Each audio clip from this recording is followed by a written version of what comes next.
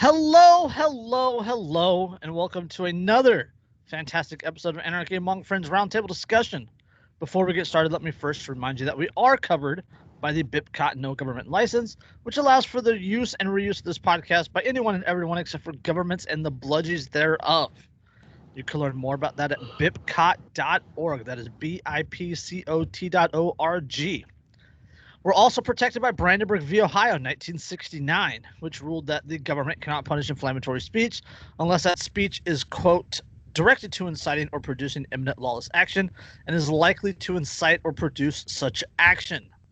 Therefore, everything we say here on Anarchy Among Friends Roundtable discussion is entirely hypothetical, Yes. for the most part, kind of. And nobody listens to us anyway. So. Yeah. That's true. On it that has note, to also be likely to incite something. yeah, that's true. Yeah. On that note, if you are tuning in, hoping to hear the second half of the political boondoggle, we did not record it because Andrew caught the coof, and It's the Rona. He's got the too cough, sick. cough.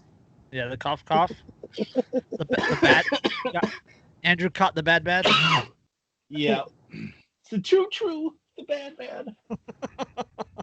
And so down there's Sky Atlas, or Cloud Atlas, or whatever. And he's got the kung flu. Yeah.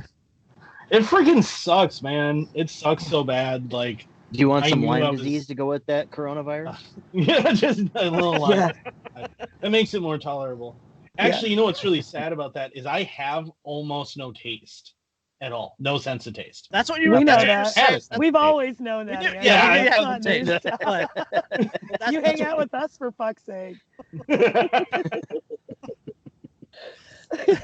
But I can't smell anything at all, nothing, and I can't like taste almost anything. Like I can get flavor sensations, so like I can taste things if they're bitter or salty or sweet or spicy, but the actual flavors are pretty much non-existent for me.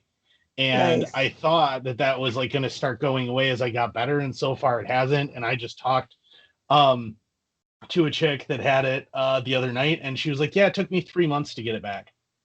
Well, Oof. now's the time to just eat super fucking healthy then. You could put like hot sauce on kale and shit. Hey, you could finally go down on that girl that isn't clean. Aw. No. We have no shame. I Nice. still have the sense of sight. All right, I can still see. Oh, and we're not even doing the show about we can sexualize anything because we only Because- got like 3 suggestions. That's not enough to Right? do a show. Yeah. Bastards.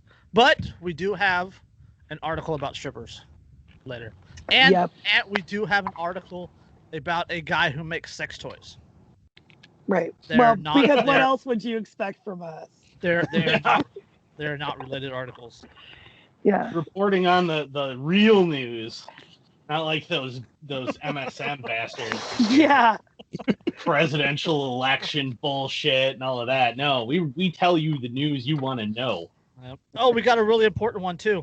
Jerica's gonna love it. It's about dishwashers. Huh. That's really fucking funny, Jason. That's super fucking funny. How are those new ovens, by the way? Great. They're great. As All right, long as now- I don't use the now- self-clean cycle, you know. Now 'Cause you that's have how I to broke my last one. now you have to tell the story. So, if you're friends with me on Facebook, you probably maybe remember. Most of us aren't because we can't stand her.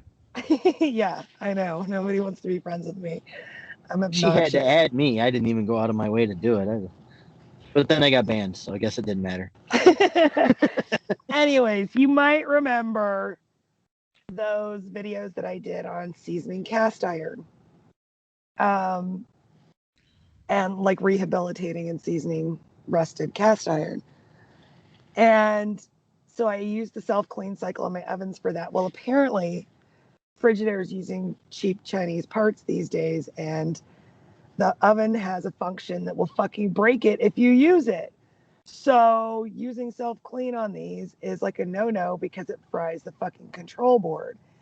And I didn't fucking know that. So I fucking seasoned cast iron in mine. And then my ovens just kept shutting off. Like as soon as they would get up to temp, they'd fucking shut off like 5 minutes later. And I had a casserole in there the first time it fucking happened. That sucked. But yeah, so it took me fucking 5 months of fighting. And these were brand new. I just had them put in like February. Right. And this was like July that they fucking broke down. And so, but I've been June or July. So I've been fighting with the manufacturer and Lowe's to get a replacement this whole fucking time. And they finally just got installed. Yeah. And what was the first thing you cooked in them? In the new ones? Pizza rolls, because I promised Declan. I've been promising Declan for months that that's the first thing I'd make in the new oven. Yeah. Because he's fucking relentless. Hashtag spirit animal. Yeah, that kid doesn't know how to take no for an answer. I don't know where he gets it from. But yeah. So it was pizza rolls. And then the next night reminds me that I don't know if you guys ever watched Pushing Daisies. The show, it didn't last long. No, Daisies, but there's like this car that like that he discovered that what was killing people was if you had like the seat warmer on low and were using cruise control and turned your headlights on or something, the car would explode. Lovely. Nice. So like it just reminds me of that. Just like, oh well, I mean it's got this, but if you use it, you will make it blow up. So right, yeah. Like, why is that button even there? I know. So if you have Frigidaire, like double wall ovens, don't use the self-clean cycle. If they're recently new ones, Yeah, we have a Frigidaire refrigerator, and the water pump died. It's so weird because I had this exact same line of appliances at the old house. When we upgraded all the kitchen appliances at our old house, we did the Frigidaire gallery collection and really fucking loved it. Never had a single problem. We lived there for 10 years and we never had a problem with those fucking appliances. And then the first one we get here is a fucking lemon. Yep. And that pissed me off. If only we had a free market where people actually had to compete for consumers and they'd do better products at a lower price. Yeah. And have better service. You don't have to fucking fight for 5 months. Yeah. So the second thing I cooked was pot roast. Did you guys see the video of my pot roast? Yes. Yeah. Yeah, we drooled. I drooled. Well, that is just it's like dangling stuff out there. Like, just, hey, look at this. Look at how delicious this is. You can't have it. Well, in your case, Andrew, you can't taste it either. So, right. Well, it's true. I wouldn't even be able to taste it. That really, you don't understand how much you value the sense of taste until you can't taste anything. I bought a bag of Skittles, and it was for nothing. Like, it was just kind of chewy and vaguely sweet, and that was all I got out of it. Do you know how much that sucks? I love Skittles. I'm such a fat ass, though. Like, I have the hardest time avoiding foods that I love. So, I don't know. Maybe I'd kind of like that for a little bit, break some bad habits, There's so many white people jokes about unseasoned food that I want to make right now. Oh, man. The best meal that I've had since I got sick was I got food from a local place called Buzzard Billy's, and it's run by people from Louisiana. So it's all like Cajun and Creole cooking. Oh, spicy. Mm-hmm. So I got like spicy andouille sausage gumbo and spicy red beans and rice and like some blackened chicken and some hush puppies. And I tell you what, I couldn't really taste much of it, but I could feel it, and it was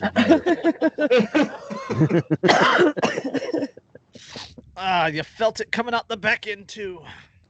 See, I'm not a huge fan of spicy food. I don't like to eat food that fucking hurts me.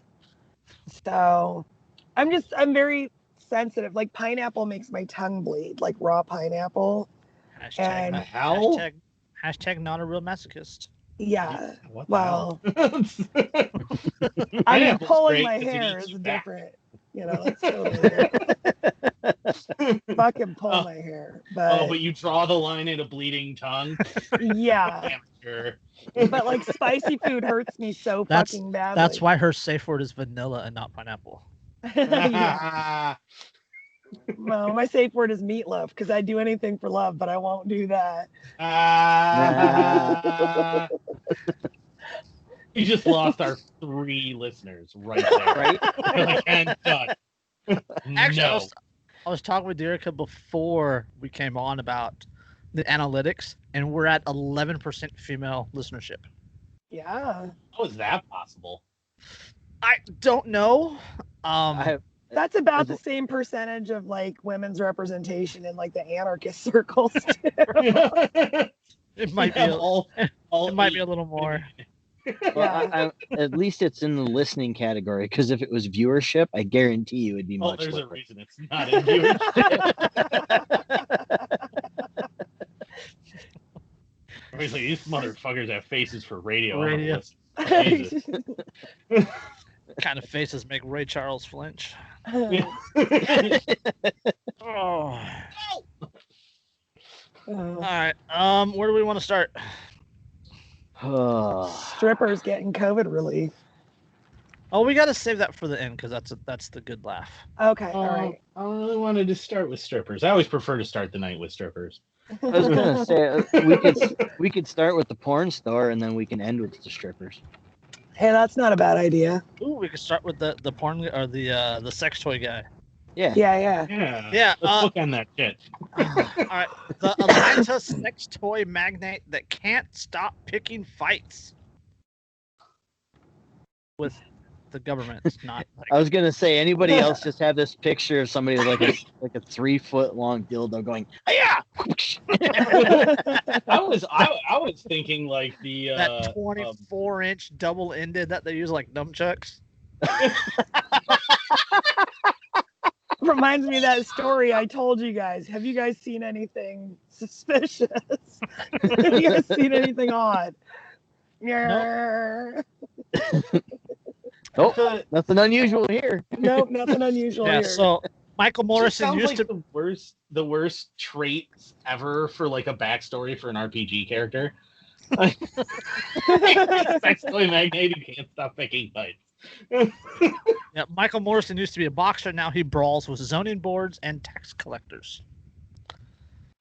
So, Nice. 52-year-old owner of a small chain of Atlanta area adult stores is clad in a tight royal blue short-sleeved shirt, partially unbuttoned, with a silver necklace that says "Regrets" dangling between his pecs.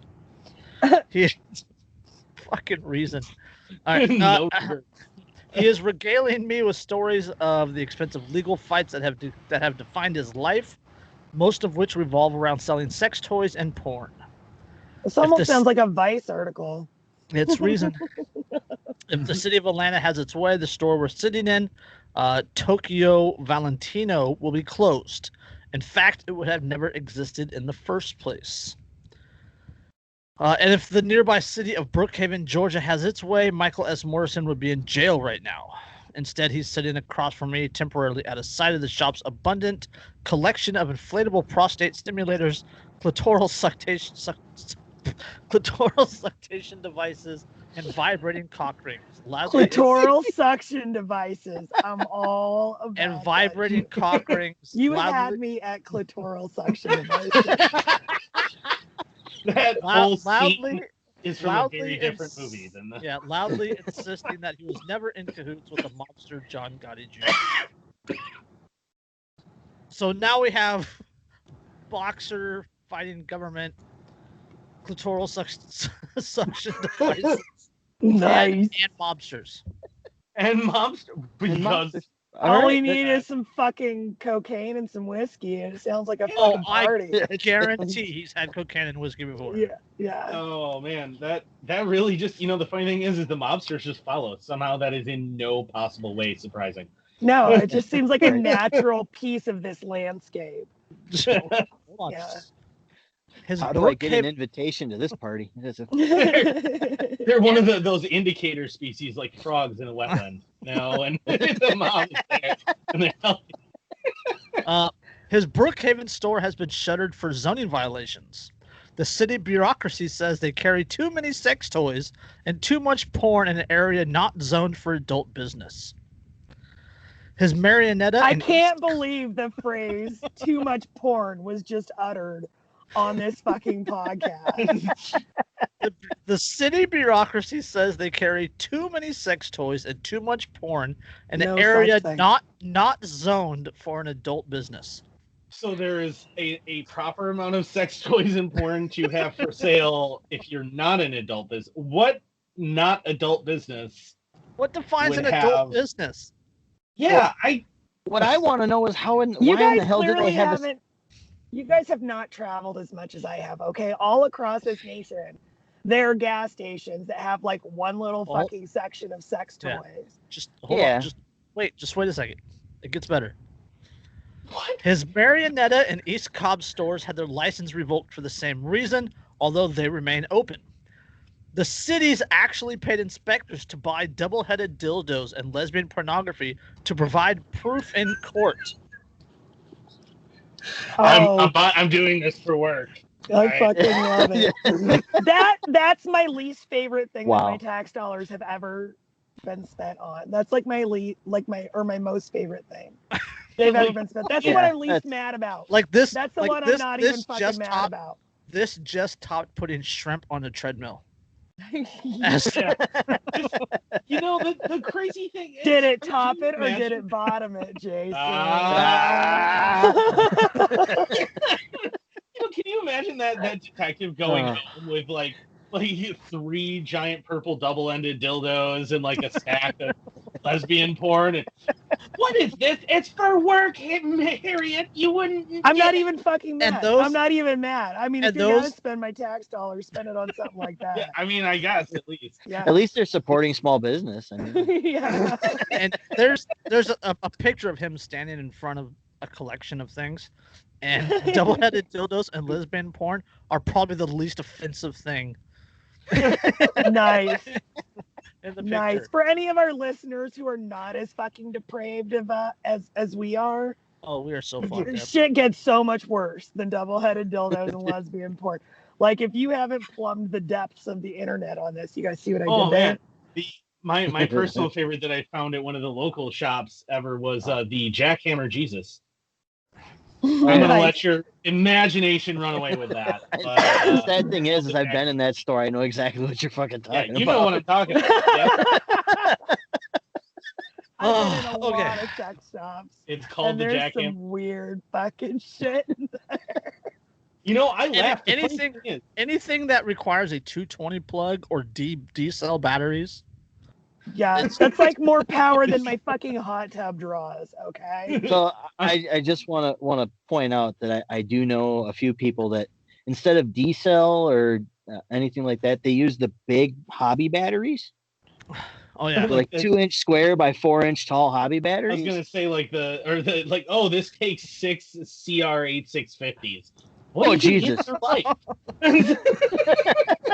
Why can't you I'm get me sorry. off? I don't know. Just Ask bring your the car 12-inch battery out of right? the Volkswagen and Yeah, the jumper cables and hook her up. I mean, I'm Yeah. not here to judge or anything, but if you need one of the 18-volt lithium-ion battery packs from Milwaukee Tools for your sex toy, maybe you should start to question your choices. They do Yeah. have an attachment that fits a Sawzall. Yes, they do. Reciprocating, so yeah, I could see Yeah. where Yeah. that's horrendous, but I can see where that would be. And it's And how do you hysterical use that by yourself? You don't. So that requires a second person to operate the machinery. Oh no, you could if you really wanted to, you could clamp that thing in something and just set and pull the trigger and hit Zip the lock. tie the trigger So down. tie the it just trigger, keeps yeah. going. Just fucking MacGyver your own fucking like spank sessions. The worst part is I just saw this with the come through my With feed. the engineer mindset, I now have something in my mind about that. Oh, God. I I'm not- saw that happen, Jason. I was looking at your face when the idea came in your head. Oh, And I fucking saw it happen. And I knew something bad was happening in there. it's just all of a sudden. Oh no. The no. funniest thing is we're going through this article and I was scrolling through on some alternate social media sites, and it said, "Lord, forgive me for what I'm about to do," and it's a fleshlight glued to a box fan with the back cover removed. There's one. Control Alt Smite. Oh yeah. All right. Morrison sued the city of Atlanta in 2015, a lawsuit that is still ongoing, arguing that its adult business zoning ordinance is overly broad. The statute defines a bookstore as, quote, having a significant portion of its stock in trade books, magazines, or other periodicals, films, videos, or other media or items which are distinguished or characterized by their emphasis on matters depicting, descripting, or relating to, quote, specific sexual activities or specific anatomical areas.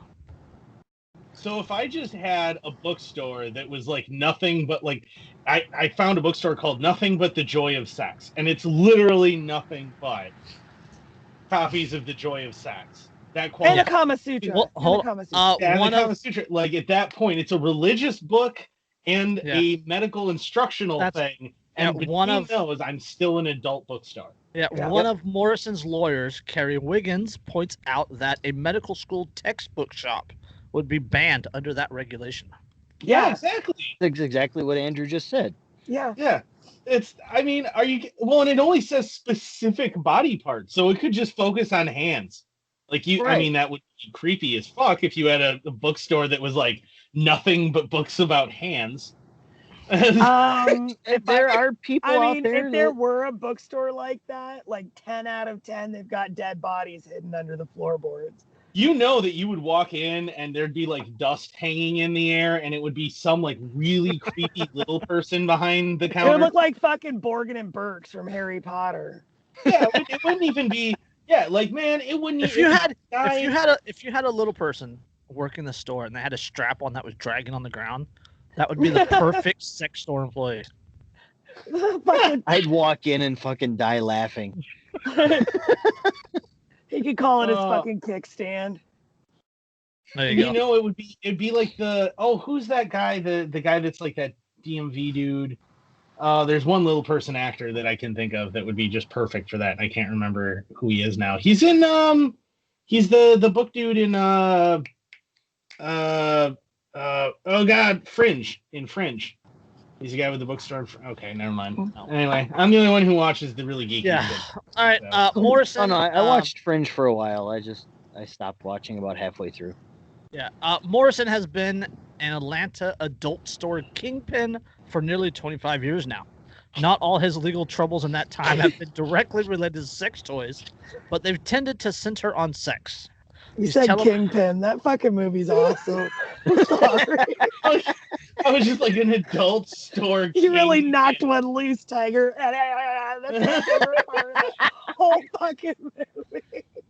He's telling me about Gotti because he says the city of Atlanta mistakenly thought he was negotiating with the mob to buy an iconic Atlanta strip club in the early 2000s. At the time, Morrison's sex toy empire numbered 48 stores nationwide. How does that classify as an empire? He'd won dozens of legal challenges in Georgia, but this time he lost, not because he was connected with Gotti, but for a more mundane reason. He filed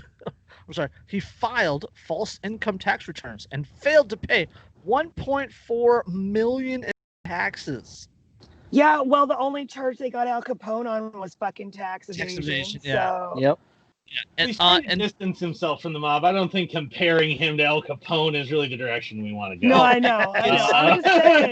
I'm just saying tax violations are the thing they can always. It's like the fucking conduct unbecoming in the UCMJ. There's disorderly conduct. I mean, there's a worse comparison or worse name. I just mean it's a catch-all. But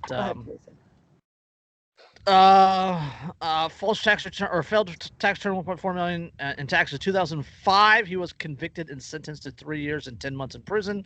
He was incarcerated at the same Florida institution where former Panamanian dictator Manuel Noriega was held. He called Noriega a great fella. Manuel fucking Noriega, he was a good guy. No, he motherfucking was not. When Morrison left prison in 2008, he decided to sell all his stores except one, the flagship shop on Cheshire Bridge Road, a street known as Atlanta's Vice Den, because it's full of strip clubs and massage parlors. But now he's trying to rebuild his empire while avoiding more time behind bars. You know, I've been to Atlanta. Wait, massage How did I not parlors? know that was a place? I didn't know that's where that was. What? Can- Why can did you no one tell tell me this? Can you tell us the address or that street name again, Jason? What was That it? is Cheshire Bridge Road. In Atlanta. In I Atlanta. think I found the Got it. location for our next meetup, guys. Yeah, no it's, shit. I think I might need to. Hold on. I mean, well, this I'm is- actually I can't go. I'm banned from the state of Georgia, so I'm not. That's allowed. true. You got the cougar We'll and live allowed to stream leave it the for house you. anyway. On May, okay, this is where the story turns. On May 28th, 2020. Wait, this is where the story turns? Yeah, this is where the story turns. Oh. A judge in the Superior Court of Declave County sentenced Morrison to 6 months in jail, quote, because the Stardust store allegedly sold somewhere between 70 and 100 more sexual devices than it should have. What? Sexual devices like Hold on. bulk or like 70 varieties? 70 sold between 70 and 100 more sexual devices than it should have, according to the applicant's or the appellate's brief filed by Morrison's lawyers. Morrison, the court claims, was operating his Brookhaven store in violation of a 2019 motion for contempt that ordered him to pay $210,000 of the $863,000 in fines that the city had levied against him or against Stardust and Morrison since 2017 for selling too many vibrators and dildos without the proper sexually oriented business license. As his lawyer wrote in the brief, quote, a fair-minded citizen might ask how was society harmed when Stardust offered a slightly wider variety of adult toys and sundries at its stores than the local code permitted. This is not exactly the crime of the century and certainly not a violent act. Yeah, I love that this ain't exactly the crime of the century. Oh no! Who was harmed? Nobody. His Who was crime made is happy? selling. Everybody that walked through those fucking doors. Including the county officials that You know how he gets around. Yeah, that were You buying know this how shit with he gets tax around money. this? He turns into a greengrocer and he just starts selling like cucumbers. Yeah. And then he can be like, I'm not selling dildos, I'm selling cucumbers. What you choose to do with those cucumbers after you walk out of my store is not my problem. Yeah. Why are these cucumbers now These hot? are pieces of modern art, and what Yeah, people they're choose artwork. to do with them is up to them. If they want to turn them into performance art, that is not my problem. The city's ordinance defines the term, quote, sexual device shop as a commercial establishment that regularly features sexual devices. This definition shall not be construed to include any pharmacy, drugstore, medical clinic, or other establishment primarily dedicated to providing medical or healthcare products or services. Hey man, sexual dildos devices are medical healthcare products. are That's very actually how they fucking started. Yeah. Yeah. Under the Superior Court's injunction order, his Brookhaven location could carry a maximum of 100 sexual devices. How arbitrary is that bullshit? Like 100 exactly, not 101. 100. He just needs to call it a sexual pharmacy, and they only carry devices for sexual therapy. I'm hearing. I'm hearing. That's very true. There's a lot of articles out there about BDSM and spanking therapy being really, really good for people with mental disorders and like disassociation and people who do that stuff know that, and that's why they fucking do it. Yeah, well, yeah, and like the big little play and stuff can be really therapeutic. DDLG, and all of that. So, but it's just calling sex it in general is just fucking therapeutic. I'm just saying. It's very therapeutic. But it can cure headaches. It can help with sinus congestion and cramps. It's pretty stress. amazing. You guys, it gets even better. Oh, Hang I on, hate it when you say I that. just want to point out though that saying sex pharmacy has me hearing Spinal Tap in my head right now, nice. and working on a sex farm. Nice. Maximum 100 sexual devices. Morrison said he reduced the number of sex toys at the store from about 4,000 to 100 after he was first cited. But the city claims he has 70 to 100 more than that. They've been fighting over what the definition of a sex toy is. Brookhaven claimed in court earlier this year that an enema kit with a knobby applicator counts as a sex toy because it could provide pleasure. While Morrison's attorney argued it was no different than an enema you might find at a drugstore. And I'm enema sorry, kits if I have are to hold have on, wait, if I wait, have wait. to have a The fucking city- enema, yeah, I'm gonna feel some pleasure relief as soon as all that shit Hold comes on. out. The city Fuck. also sounds claimed like that these people need masks. fucking enemas. The city Those also claimed sticks that out. masks and red collars were sex devices. As What? Morrison's lawyers Well, wrote if in the it federal could- appeal court, quote, "There's an elephant in the room. The SOB, sexual-oriented business, ordinance allows the undefined drugstore to display 10,000 sexual devices without SOB restrictions, while it imposes restrictions, including criminal penalties, on a business which displays 2 or more sexual devices, but which does not sell drugs." Are they also claiming that handcuffs are a sexual device? Because at that point, I think everyone needs to side eye the cops in the room and be like, Yeah. I was gonna say if the definition of like sex toy is something that could bring pleasure or could provide pleasure, I'm not sure what is off the table now. I was gonna Anything is a say, like, dildo if you're Walmart is brave now a enough. sex shop. I mean, yeah.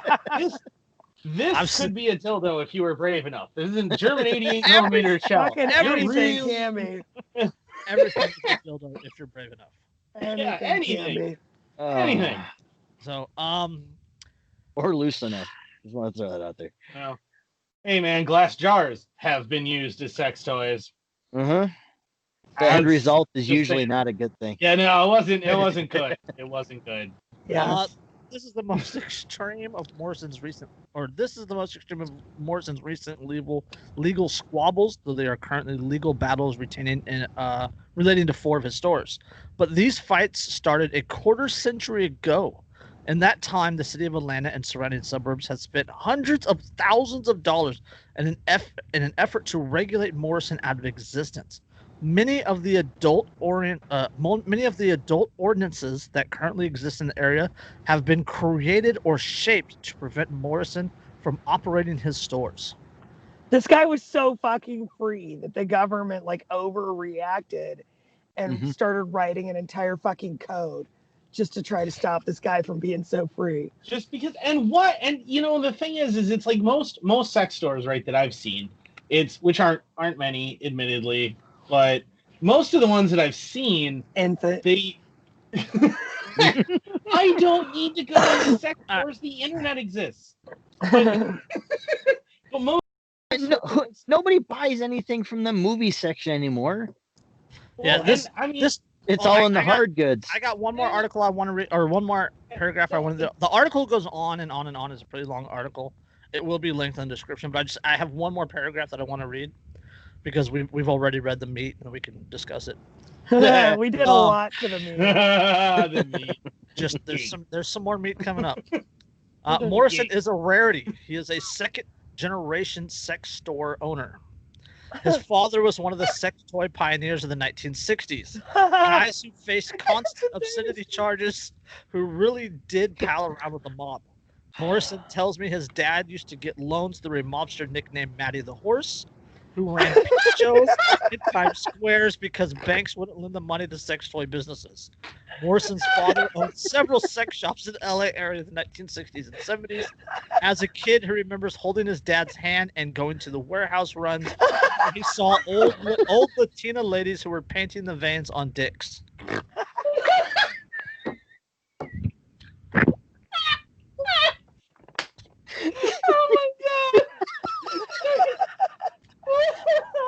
That's a fucking awesome childhood.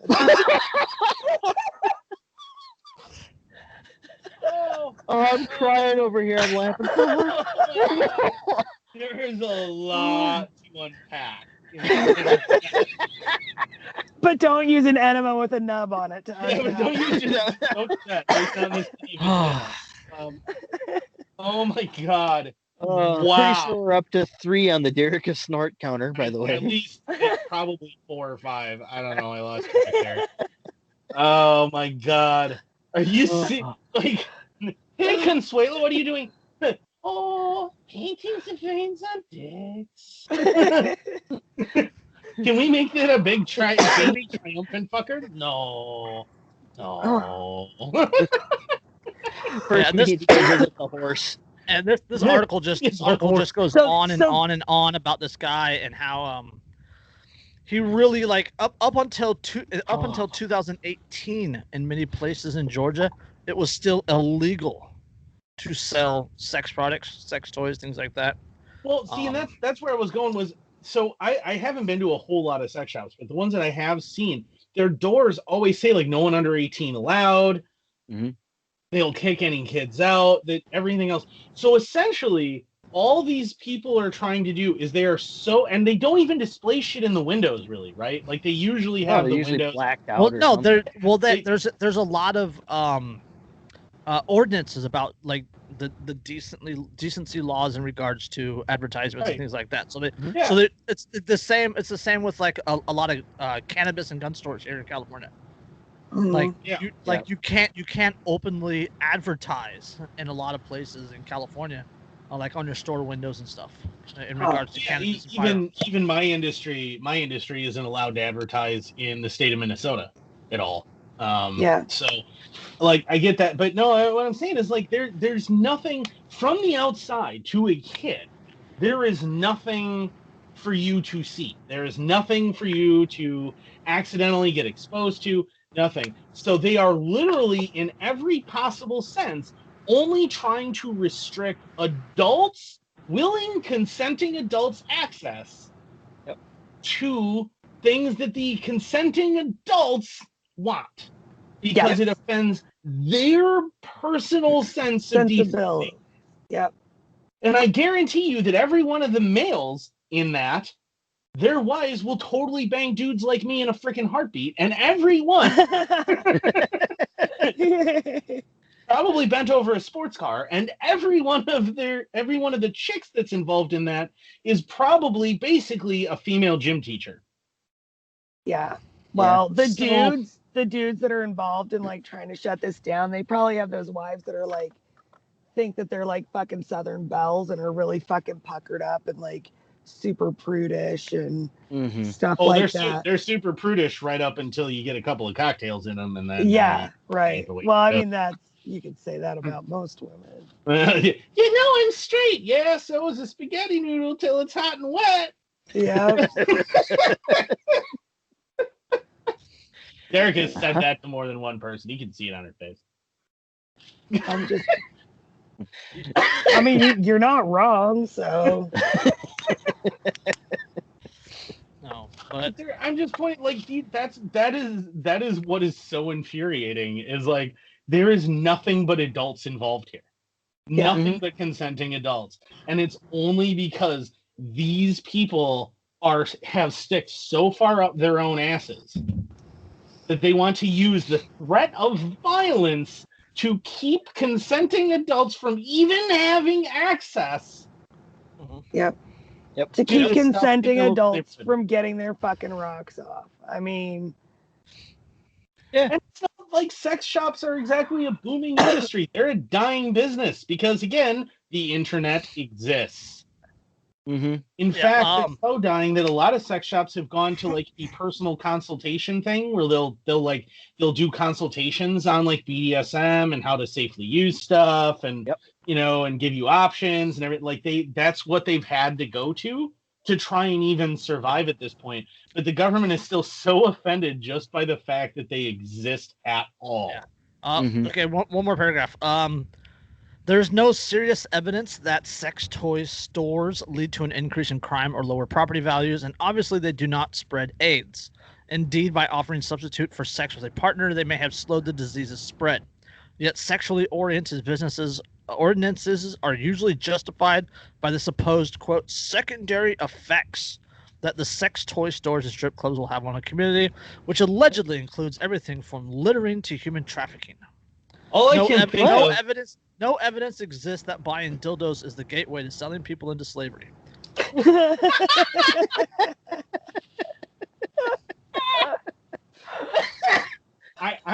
All I think was Peter with the boom. Next day, lupus. But Oh my god! I knew a guy who bought his girlfriend a vibrator once. Next day, boom, AIDS. Like, Yeah. What?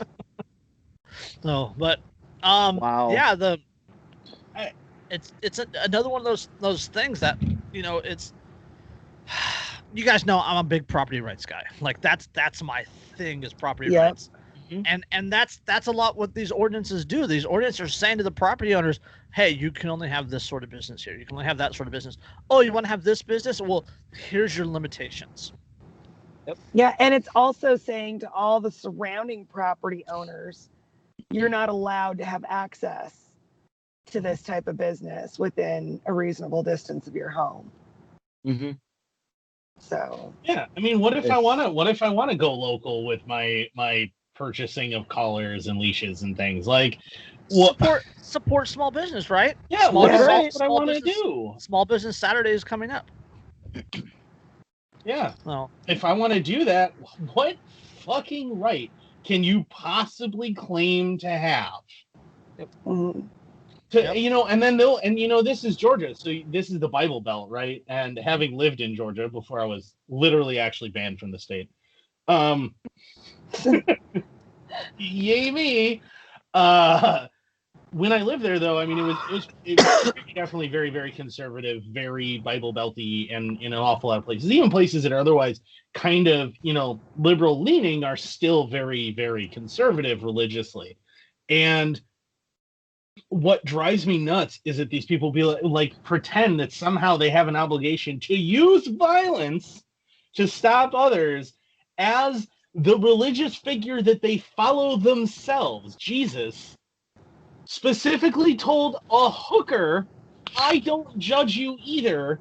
Let he who is without sin cast the first stone, and let them go. No. He didn't go, oh, I command you, make sure that you use violence against people to stop them. He specifically criticized people for doing exactly that.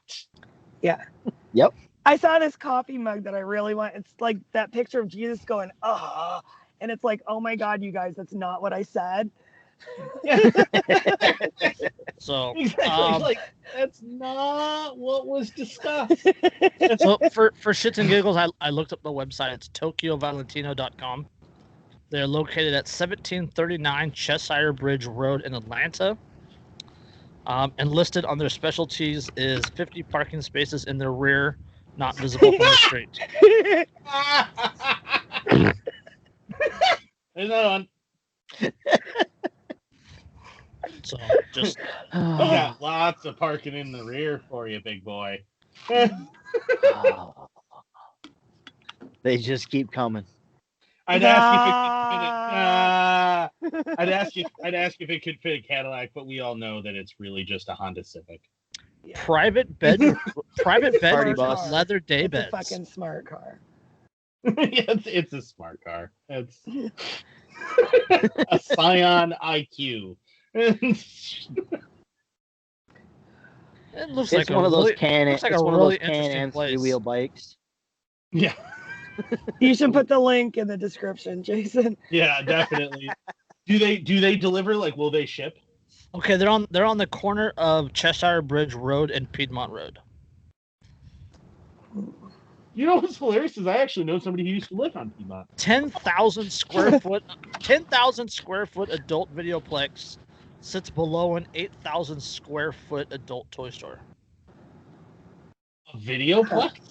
10,000 cinema? square foot. They have listed on their specialties. They have 20 video booths open, and private playrooms, shower locker, massage rooms, private bedrooms with leather day beds, towels, locks, shower shoes, and lube condoms available for purchase.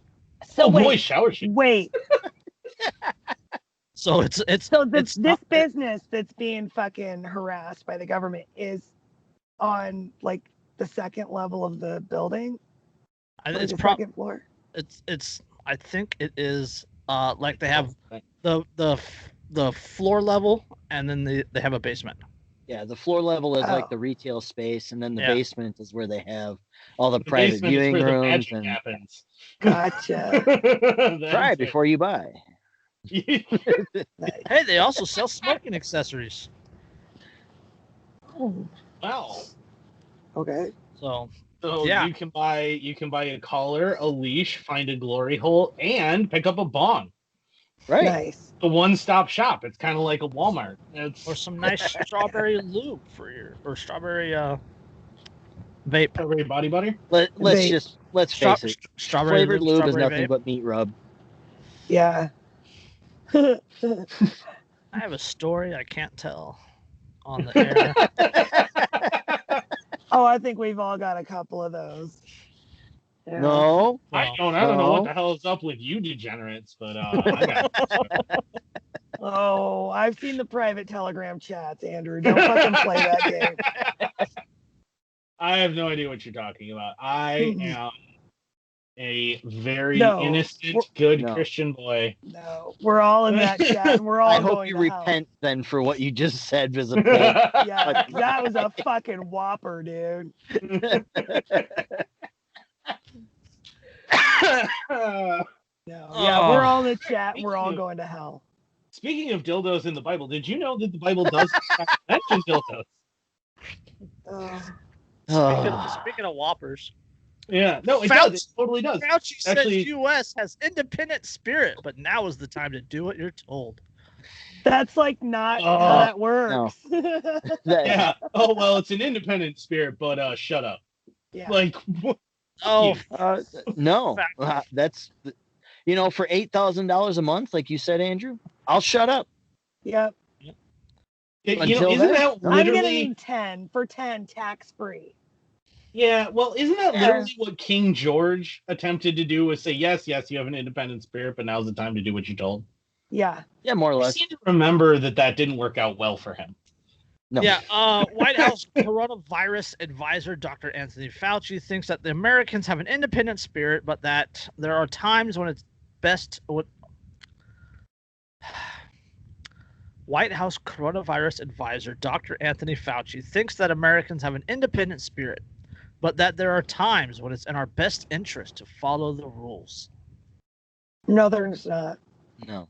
Fauci speaking on Thursday at Washington National Cathedral with other top health experts on the pandemic noted that it's a bit unfair to compare the United States coronavirus response with other countries. The United States isn't an island with 5 million people that can easily be shut down, he notes. So suppressing and controlling the virus is a lot more of a challenge. Yeah, well... Quote, I was talking with my UK colleagues who are saying that the UK is similar to where we are now because each of our countries have an independent spirit, he said on the stage. No, they Quote, fucking don't. He doesn't have Okay? independent Are you fucking spirit. kidding me? I can Wow. understand that, but now is the time to do what you're told. By saying that, you just completely shattered my fucking trust in your definition of independent spirit. If you can apply it to the UK, I don't want you fucking applying it to the US. Fauci Right. That noted, shit doesn't mean what you think it means. Yeah. Fauci Good notes Lord. that scientists have been perceived through the pandemic as, quote, authoritarian by members of the public because of the steps taken to combat the virus. You don't He knows fucking that- say. No, it's He not noted scientists doing that. It's you doing It's a that. you fucking politicians dickhead. doing it. He noted that it's unfortunate that science, quote, has been lumped into politics. No, not lumped in by the general public. They've been in bed together for fucking decades. Who funds the majority of science? Government. Government? Gosh, yeah, I remember the good old days in the mid 1940s and early 1940s when science totally wasn't in bed with the government. Oh, not at all. I mean, No. are you kidding me? Oh, jeez. Manhattan Project. Paperclip. Operation Paperclip, the Manhattan Project, eugenics in general. That the United States loves to pretend only Nazi Didn't they- Germany did that Tuskegee they- experiment. Yeah, the Tuskegee wasn't there experiment. one where like the Navy helped scientists out by spreading a like chemical over the San Francisco Bay Area so they could, trace how it got passed around? Gee, That was- yeah. That was in the 1940s. Yeah, exactly. That's Yeah. what I'm saying. Like the 40s into the 50s. Like, well, at least back then, science was science and politics was politics, and they weren't in bed together. Oh yeah. And the government hadn't would been totally lumped never in experiment together. on the population. Never. I love that Um, phrasing, lumped in. Like it's the fucking peon idiot, unwashed masses, just assuming something erroneous. like they were totally separate things before 2020. Oh Mhm. yeah, and they still are. It's just public perception that's the problem. You just don't understand because you're not a member of the cognoscenti. So. Yeah. In a divisive society, he said people's willingness to follow the advice of scientists has been portrayed as a political decision. Surveys have because it found literally fucking is. Surveys have found that Democrats are more likely than Republicans to view COVID-19 as a major threat to public health. I want to point Democrats out are that afraid of everything. That's why they're fucking Democrats. well, Maybe and they not should, only that, maybe what they I should find- move to the UK. What Maybe I find they should. absolutely I've been saying that for Okay. fucking years. No. Yeah. What I find hysterical about it, though, is you look at who the Democrats typically paint as the traditional Republican voter. They're all the people that are in the actual risk group Mhm. for serious complications from coronavirus. Shit, I'm They have to, like, supposedly yeah, in the risk group because I've had pertussis before, and it scarred my lungs from having whooping cough. And supposedly that is supposed to have put me in a risk group. I have COVID right now. I am getting over it after a week and moving on with my fucking life. I'm a diabetic Fuck smoker. you. I'm already dead, and I just don't realize it yet. Quote, all of a sudden, science gets caught in a lot of divisiveness, he said. But it's the majority of Americans started following the guidelines. Fauci expressed confidence that we will not need to shut down the country. Instead, he explained, the virus could be brought under control if people wore masks, socially distanced, and washed their hands. Implying that people aren't, because you know what? The vast fucking majority of people are doing all of that. And You know have how many been the whole people- time. Before I developed COVID, do you know how many people I interacted with who didn't have a mask on in average day-to-day life? Zero. Yeah. 0 people. And I got Then it. how did you get the cough? Because everybody was protecting you with their masks. Right, exactly. It's Who- miraculous. Who wanted grandma to die? That's what we need to find out. Yeah, Yeah. exactly. Like We need to. that actually it's dox not, I them mean with there social media. I did interact with a Cry. few people. The funny thing is every single person that I had come into my store that didn't have a mask on was in probably their 50s or 60s. Yeah. So- They're all older people, they're all the boomers, they're all people who are in the risk category. These are the people who aren't wearing masks. And what really gets me is that they talk about masks and social distancing and washing your hands and vaccines like the coronavirus is going to go away. Yeah. yeah, the vaccine is the one that makes me laugh the hardest. It's like you do understand that the coronavirus causes the common cold. Right. Yeah. A coronavirus causes common cold. It Well, is it's one of noted. the family of viruses. Yeah, but it's There's like noted. rhinovirus too, and Yeah, human rhinovirus and coronavirus. But the thing is it's noted just like human rhinovirus for being a super mutator. It is one that likes to mutate really fast, constantly. And That's you're why, under that's the why they're impression- killing. That's why they're killing like 17 million minks in Finland or Sweden or whatever it was.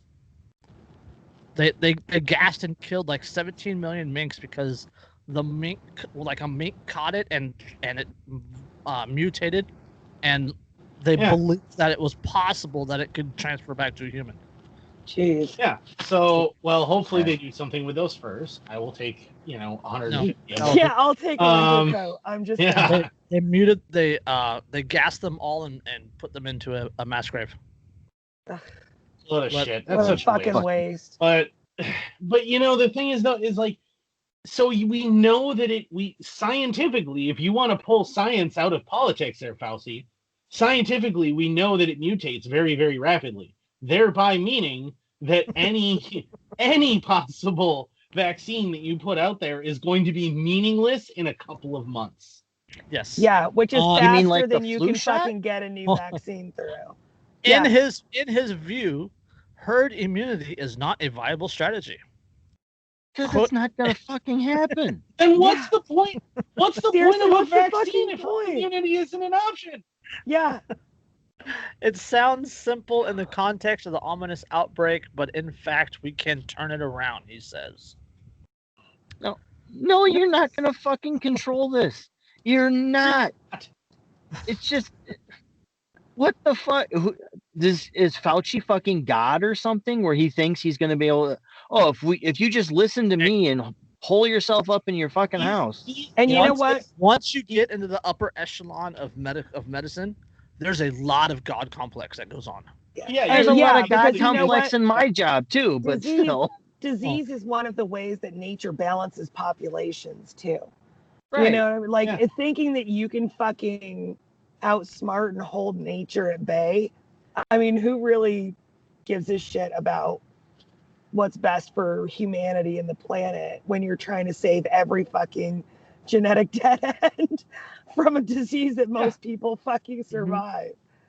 Yeah, it's bad. Don't get me wrong. It sucks. The fever sucks. The being super tired sucks. The body pain sucks. A lot of it sucks. But then, you kind of get over it and you move on. And Yeah, it's fine. The majority of people are actually the vast majority of people was it are totally fine. 99.7 or something like that? Yeah, something like that. It's literally more survivable than the cold. Yeah. So, on that note,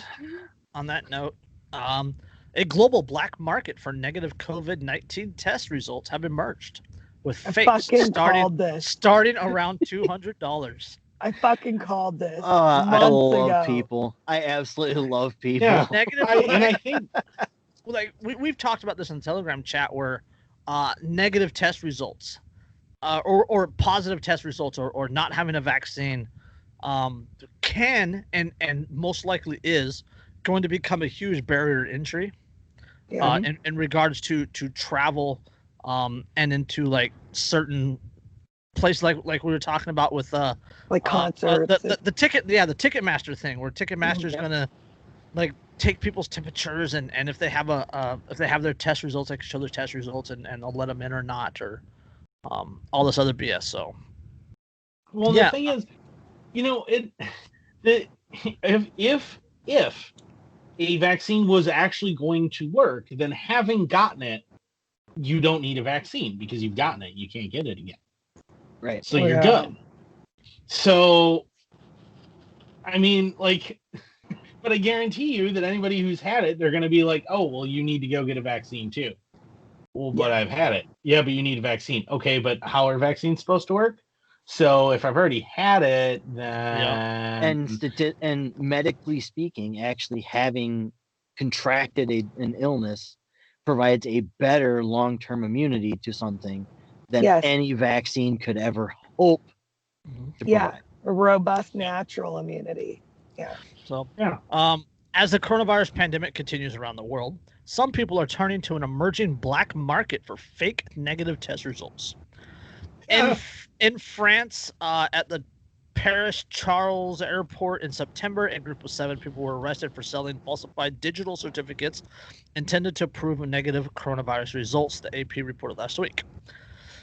The group was discovered following an investigation sparked by a traveler leaving France for Ethiopia. The traveler reportedly had a fake digital certificate that claimed he tested negative for the virus. The group in Paris was reportedly selling the fake results for $180 to $360 a piece.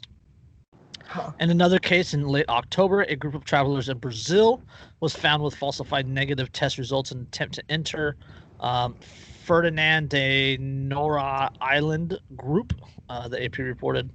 Rather than buying fake test results, the group is accused of altering their own results. In another case, the UK, several gentlemen told the Lancaster Telegraph that they had doctored results of a friend's test in order to travel. Quote, you can simply get the negative test and change the name and birth to your own. You also put a test date on which is written the time limit required.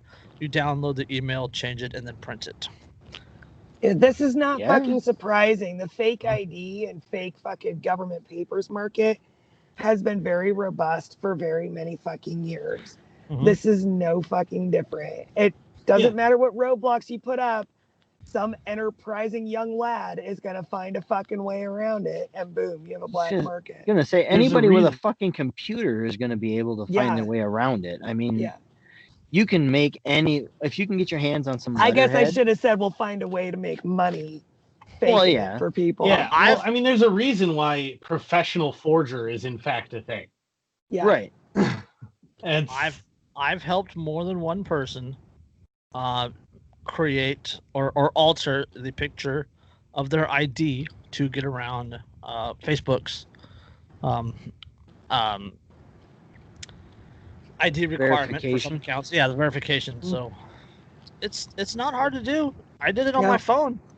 Yeah. A simple app. Yeah. Yep. I can do all sorts of crazy stuff to pictures and documents just on my phone. yeah, So, but this is one of those barriers to entry where we talk about the government using something such as COVID to restrict a person's freedoms, and Mhm. for almost every desire there is a black market solution Yes. that gets around the government's Always. restrictions. Always. So well, yeah. I mean, why would I, if I have the ability with a little bit of manipulation and a little bit of effort to get around all these restrictions, why would I not? And Mhm. the more oppressive the government becomes, the more robust the black market becomes. uh-huh. Mhm. And the more violent the black market becomes. Well, yeah, we can just point to prohibition for that. Yeah. Well, Yeah. Well, I mean, yeah. Look at and look Soviet at, I mean, Russia, I mean, good God. Yeah. Or the yeah, I was drug just war gonna today. say. Yeah. Well, yeah. Look at Soviet Russia. Look at all the people who did the everything they could for fake identity papers and fake membership cards and to get across the Berlin Wall. Look at all Yeah. the fake paperwork Yeah. and all the stuff that went into that. Yeah, I mean, it's if you know, and it's that line from Star Wars, right? That Princess Leia says, where she's like, the tighter the more you tighten your grip, the more star systems will slip through your fingers. Mhm. It's exactly that concept. The tighter the government tightens its fist around society, Squeezes. the more things will find ways to Yep. squeeze out. It's like between silly your- putty. The harder you squeeze it, the more squirts out between your fingers. Yeah, exactly. Exactly. People will find ways. I saw a video around about that stuff. one time. Yeah, But they will pressure has find a ways way of- of compromising structural integrity. Oh, and don't So- forget that fire purifies metal, right? And Mhm. the more you hold people who believe in freedom to fire, the purer it doesn't just burn off, the purer that group is going to become. The less halfway into this you're going to get, until you have people so fucking radicalized that they And- are right. willing Mhm. to pick up And guns the more and shoot. and the more cohesive their aims become. Because Yeah. right now people have so many different fucking opinions, nobody can fucking get together and agree to act together. Brandenburg v. Ohio. But Yeah, the quote unquote the settled science on all this BS can't even agree. yeah. Well, Oh, yeah. settled And it's science and is. it's constantly changing. I was going to say, there's no such thing as settled science. The very nature of science is to question everything. I always Yeah, say that's exactly. a fucking It's not oxymoron. If it's settled, it's not science. Yeah, exactly. Settled That's science. almost as bad of an oxymoron as military intelligence or Microsoft Works. Yeah, exactly. You just need to get more leeches attacked to Andrew. And he'll be fine. You know what? I got some ghosts in my blood. I need to do cocaine about it. Yeah.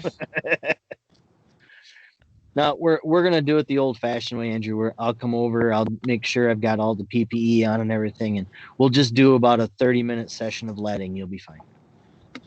Yeah, that Just seems. get the old bow drill out and put a hole in his head. He'll be fine. Yeah, I was gonna say John, this really- trepanation, man. Drill some holes in my fucking skull. That'll make everything better. Yeah, Egon, this really reminds me of that time you tried to drill a hole in your own head. Yeah, it would have worked too if you guys hadn't tried to stop me. Well, there is also that other medical science about forced masturbation or forced orgasm, being a Oh no! being a prescription. Please no. Yeah. Yeah, doctors No. fucking writing prescriptions for their female fucking patients to let the doctor get them off. That's not suspect. Yeah, we totally remember. We covered that with the fact that the vaginal massages or whatever are like okay in most U.S. states. They will allow a vaginal massage parlor, but a regular massage parlor with happy endings is somehow wrong. Yep. Yeah. I just like, what are you under the impression that massaging settled a vagina science, Andrew? Settled science. Yeah, settled. Oh, I'm sorry, man. You have hysteria. Let me go ahead and take care of that for you. If I can just get you to lay back. I've seen videos that start that way, and I don't find them instructional necessarily. I mean, I found them a little instructional when I was a teenager, but I feel like now they're at this point you should be pretty well aware of how all that works. I mean, I'm fucking. I guess. I I'm don't. a couple decades beyond that in experience. They didn't really have a very educational structure to them. I felt like they needed like specific lessons and things, and they didn't really seem to have. They don't even have very good dialogue for fucking. Yeah. Lost my interest for a little while. I mean, it got it back, but it did lose it for a little while. I don't think I've ever watched one all the way from beginning to end. He was using the totally wrong wrench on that pipe. Yeah, are you kidding me? I mean, I'm no expert, but that spacesuit was definitely not up to NASA standards. It gave me unrealistic expectations for like interactions with delivery people. Because it definitely did. When I was a pizza delivery driver, yes, it gave me absolutely unrealistic expectations. Man, I got asked by my neighbor to come over and fix her pipes, and I tell you what, she just had me fix her sink. Right? Totally unrealistic. All right. You might finally be able to buy a dishwasher that gets the job done. Unless Joe Biden changes the rules again. Fucking Biden and his hatred of women. Department of Energy rolls back Barack Obama's dishwasher restrictions. Who's going to make a fucking women's rights joke? I think Andrew already did. Pretty sure I just did it. It was very clever. I was hoping somebody would catch on with that first paragraph about being able to buy a dishwasher that actually gets the job done. But I tried a couple of times buying dishwashers that would get the job done. Neither one really did. So I traded those in, and I've decided I'm just gonna go with a rental program from here on out. Yeah. I don't have the rental program. I'm more of the I own my dishwasher, but loading it takes a long time. Yeah, but it's fun. Are you kidding me? Loading it takes like 10 seconds. Oh no. In this case, if I'm gonna load the dishwasher, it takes at least a 30 pack. I see. Yeah. The proper amount. God, we're so hot. We're so moving up the list on the cancel culture. Yeah. I was thinking of loading the dishwasher to other fucking contacts. I know the context you get. Yeah. All right. In that case, 10 seconds sounds about right. Yeah, it's like 10 seconds. Let's try to get serious now. Yeah, President- right. Since when? President Donald Trump has scored a win against regulations that limit how much water a dishwasher can use. But those reforms could get scrubbed away by President-elect Joe Biden. You know, they tried doing that with toilets in Wisconsin years ago, and you know what everyone did in response? We all went to Canada and bought toilets. Do you guys remember that King of the Hill episode where he's talking about having to flush it like 4 times Oh, to fucking do the job of one See, flush? but what's funny though? No, that actually happened in Wisconsin years. I mean, this is like probably the late '80s, early '90s. There was ordinances passed in Wisconsin about like the amount of water that a toilet could use, which in a land that has as much water as Wisconsin seems a little ridiculous, but okay, whatever. And so it was an ordinance that said, oh, you can't use, it was a statewide thing, you can't use X amount of water per flush for your toilets. Canada at the time did not have any regulations on it. So literally people were taking boats across Lake Superior to Canada, buying a literal boatload of toilets. just imagine them in some back alley, be like, "Yeah, bro, I got the hookup on that big tank." Yeah, I got what you need. I got white porcelain. I got yellow porcelain. Hey, if you feel thirsty, I got black porcelain. Yeah, we got pound. We got gold. You're looking at a 3.2 gallon tank. What's up? Like, hell no, you can't take it for a test drive.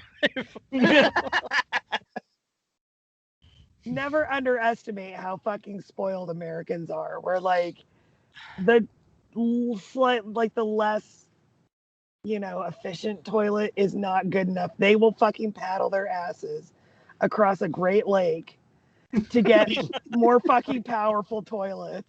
You know what? You may say that when the winds of November come early, that you shouldn't go out, Gordon Lightfoot, but guess what? I need my fucking toilet.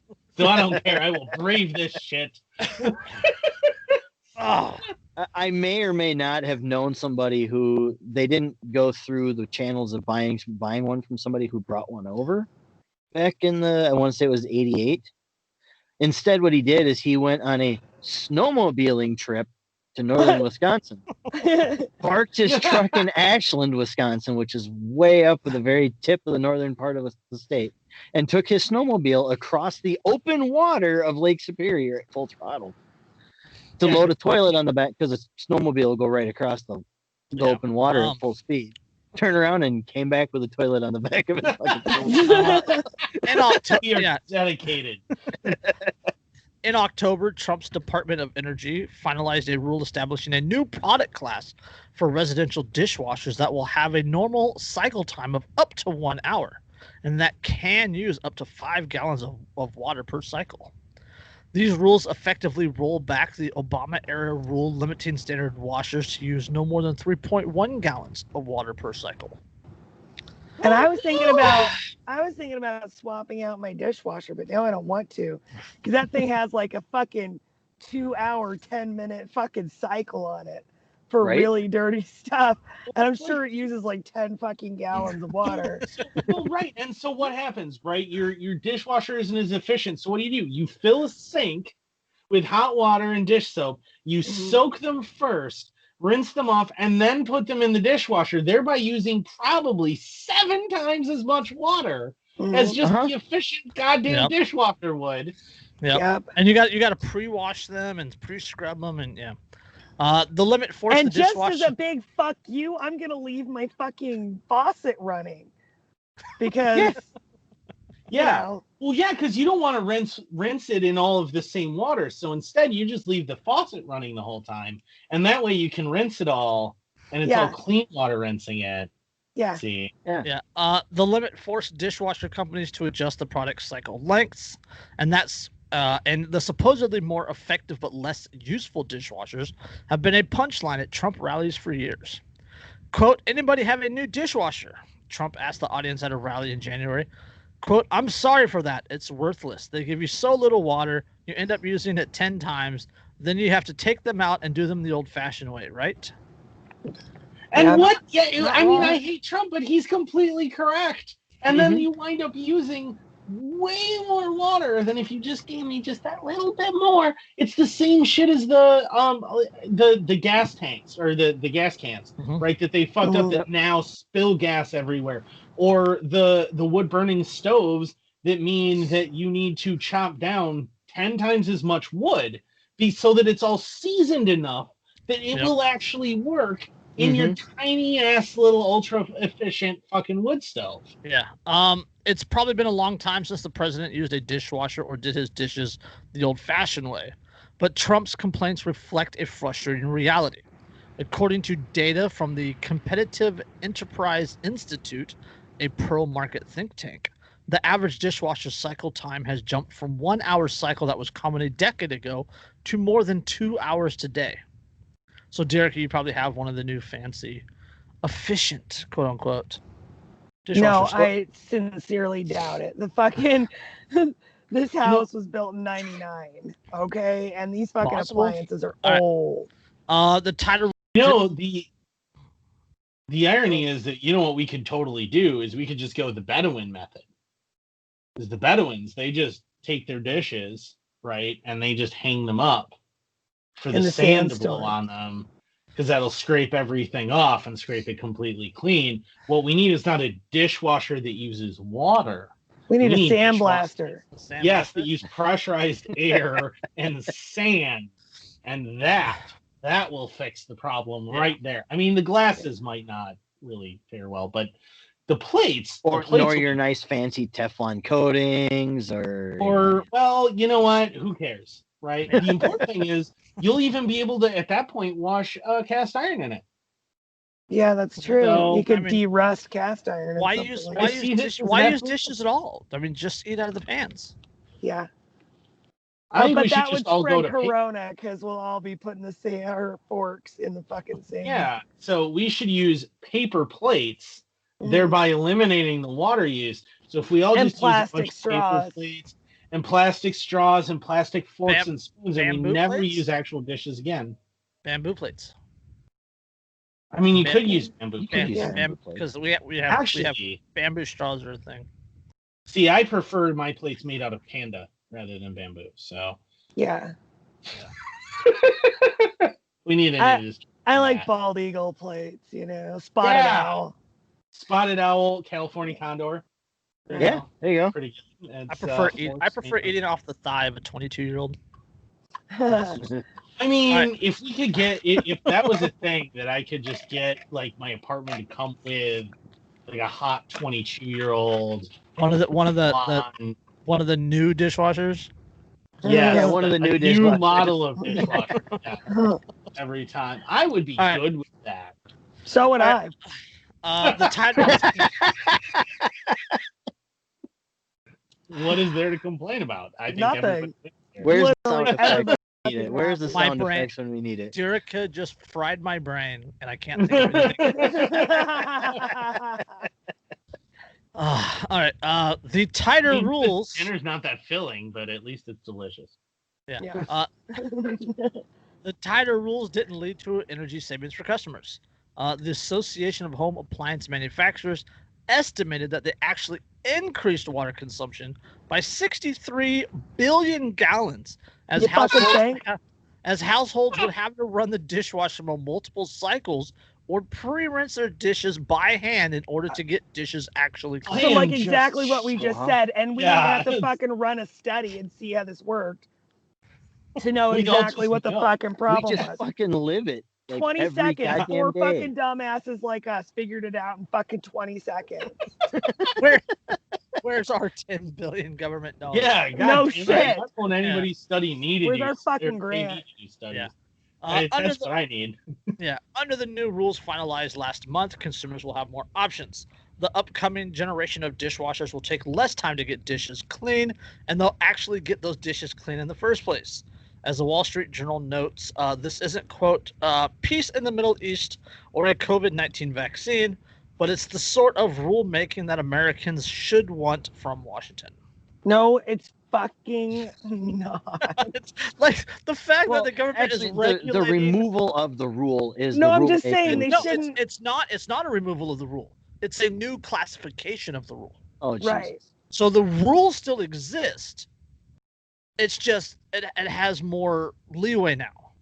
I'm just saying, when I say no, it's not. I mean, they shouldn't even be fucking. No. This shouldn't even be on their table. This kind of shit is not their fucking business. Not that anything is, but I mean, like, you know, if you're gonna go by Right. what this country was supposed to be, none of this shit is their fucking business. Unfortunately, the new rules may not last.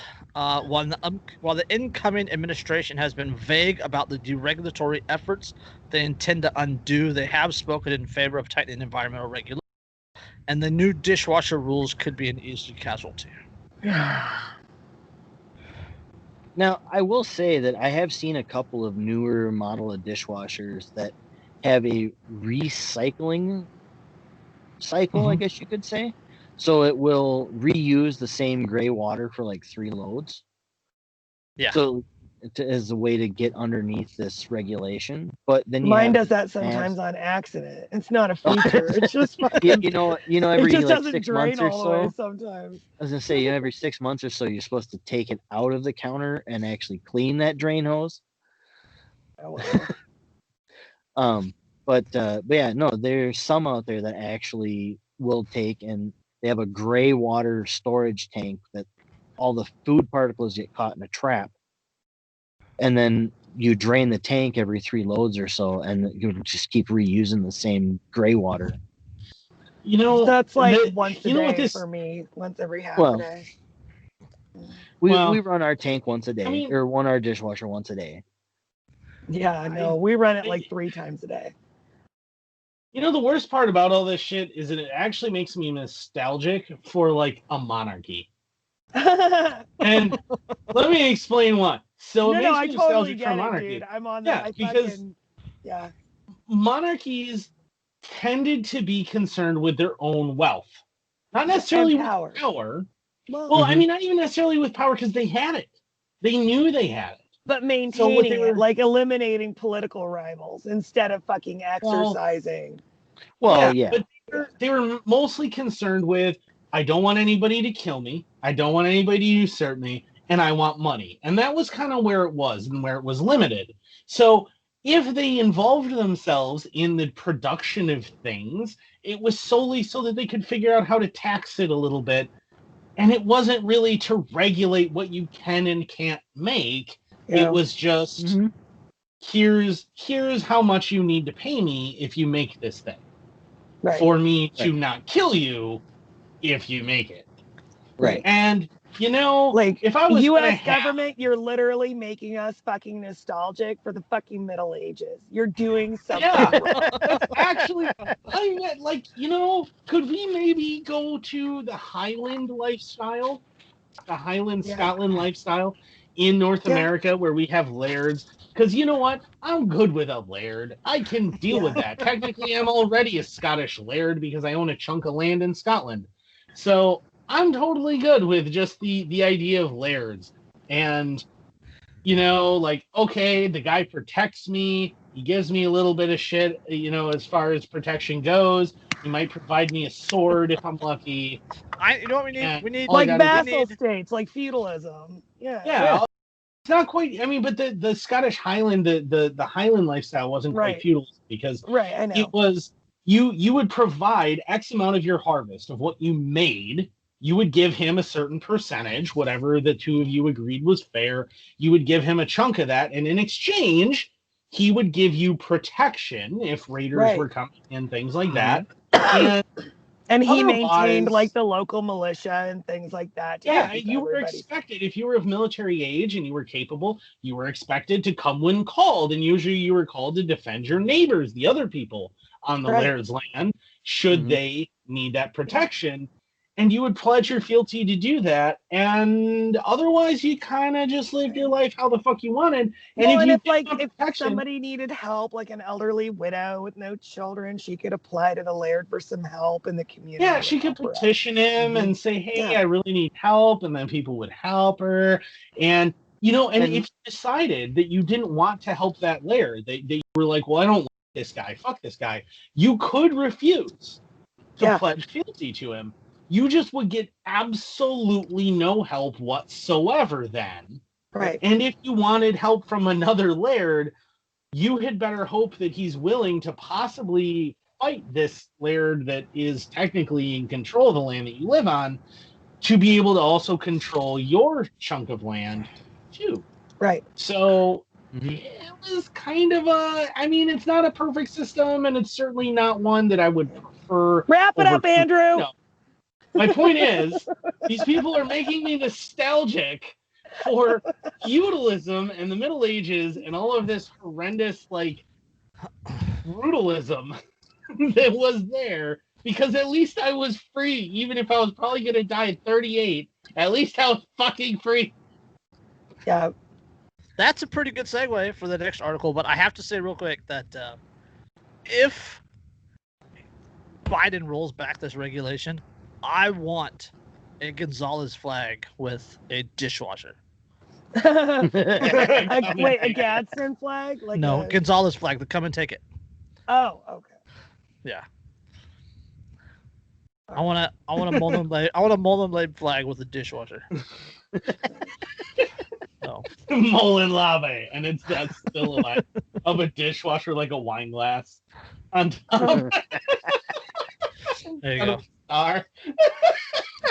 But to piggyback on Andrew's rant right there, tired of blue state life, rural Oregon voters eye a new border.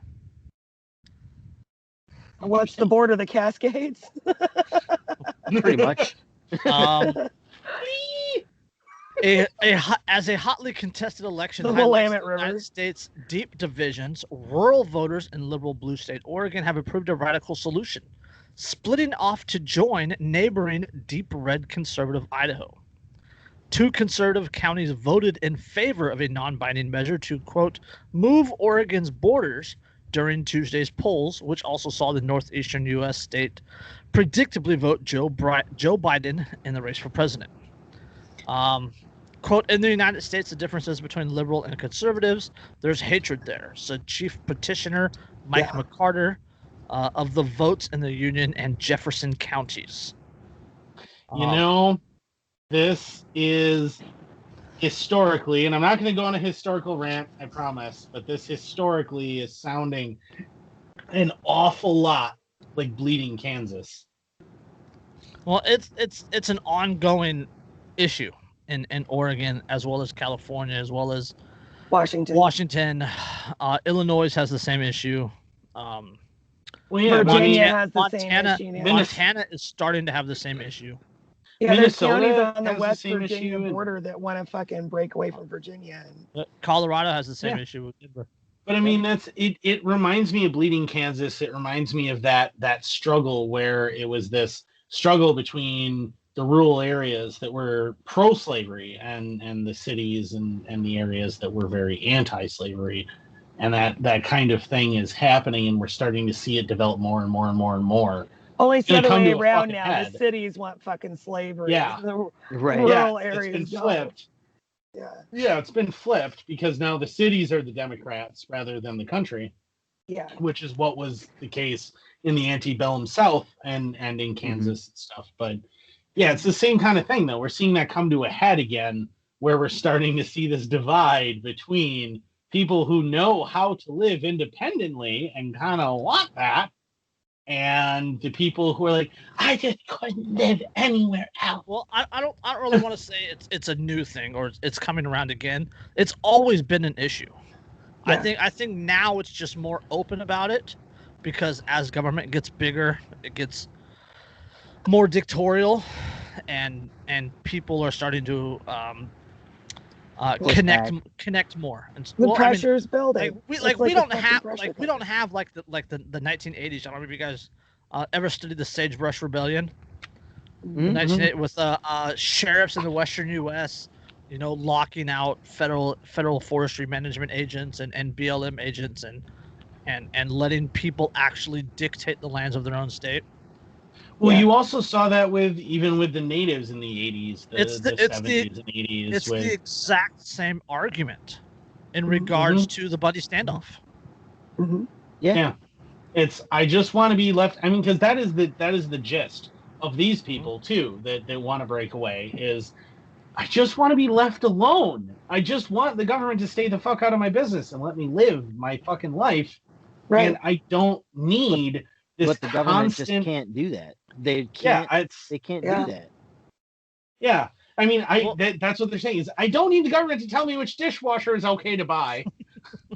Well, not only Right. that, but Oregon, California, Washington, like the entire state of Washington, the entire state of Oregon, the entire state of California, is like 90% dictated by the small rural areas. They have a larger population, so they control the everything else. Like the entire state of Oregon is literally controlled by Portland and Eugene. The entire state of Washington is controlled by Seattle, Tacoma. The entire state of California, which is fucking massive, by the way, is controlled by the San Francisco Bay Area and the LA area. Like once you get out of those urban areas, the states turn red and even yellow in some places. Yeah. Once you get outside of the cities, the people that you start encountering have essentially zero fucking representation in the state legislatures. There was a big movement here in California, Southern Oregon, Northern California, the state of Jefferson. Yep. Right. You still see the state of Jefferson flags in Northern California, and that was going to happen. Like it was going to be a ballot measure. There was a huge push for it, and then Pearl Harbor happened, and then it got pushed aside.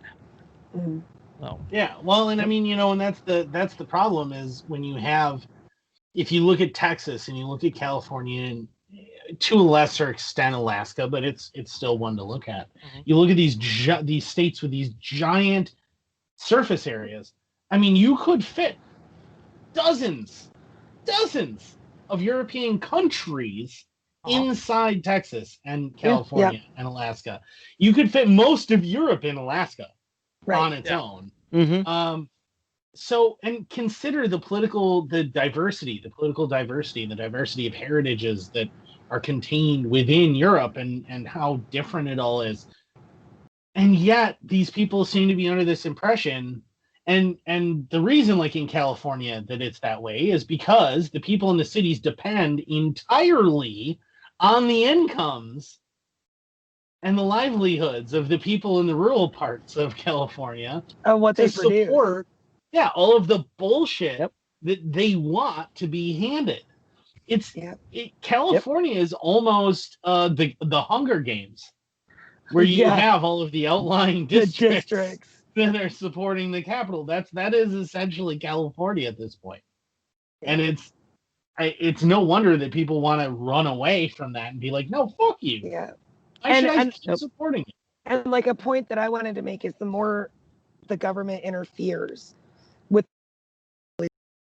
the more divisive society becomes, because people really then start fucking caring about who is in charge of this, and they start really fucking hating people that they think are going to misuse it. And like, you know, it just, the more government interferes, the worse this shit gets. Well, yeah, I mean, think about, do you care who the Secretary of the Treasury for your local county is? Syria is roughly the same size as Washington. The United Kingdom is roughly the same size as Michigan. Ecuador is the same size as Nevada. Italy or the Philippines are the same size as Arizona.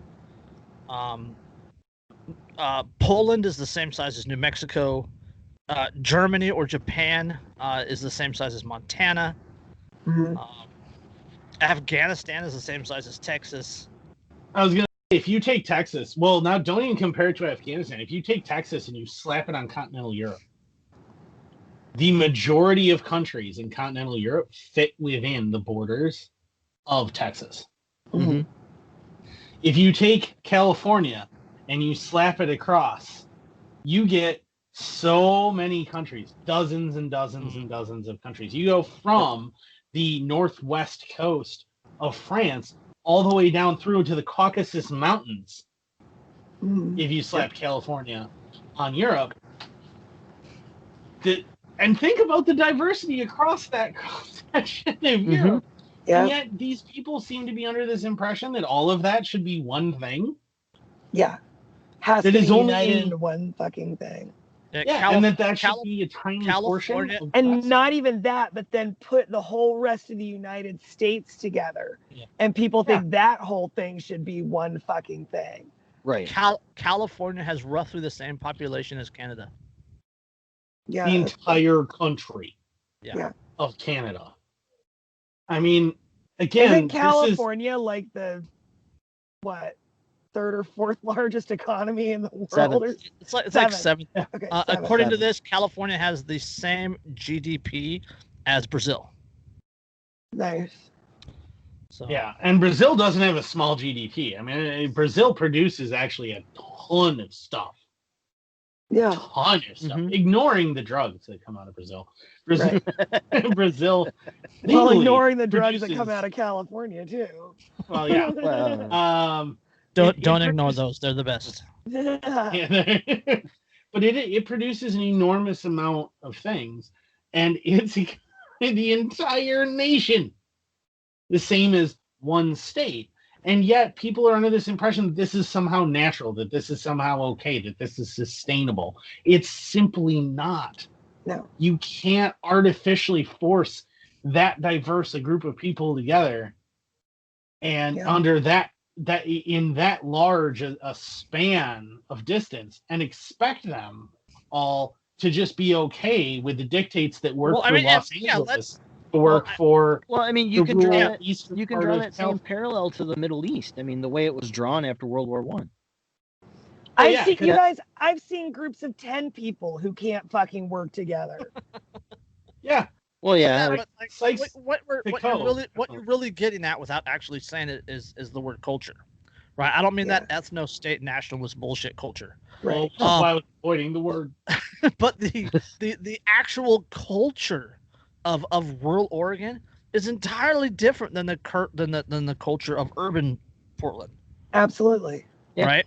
You know, but somehow, for some reason, because of the way things are drawn up and how the government works, Portland controls what people in Klamath County do.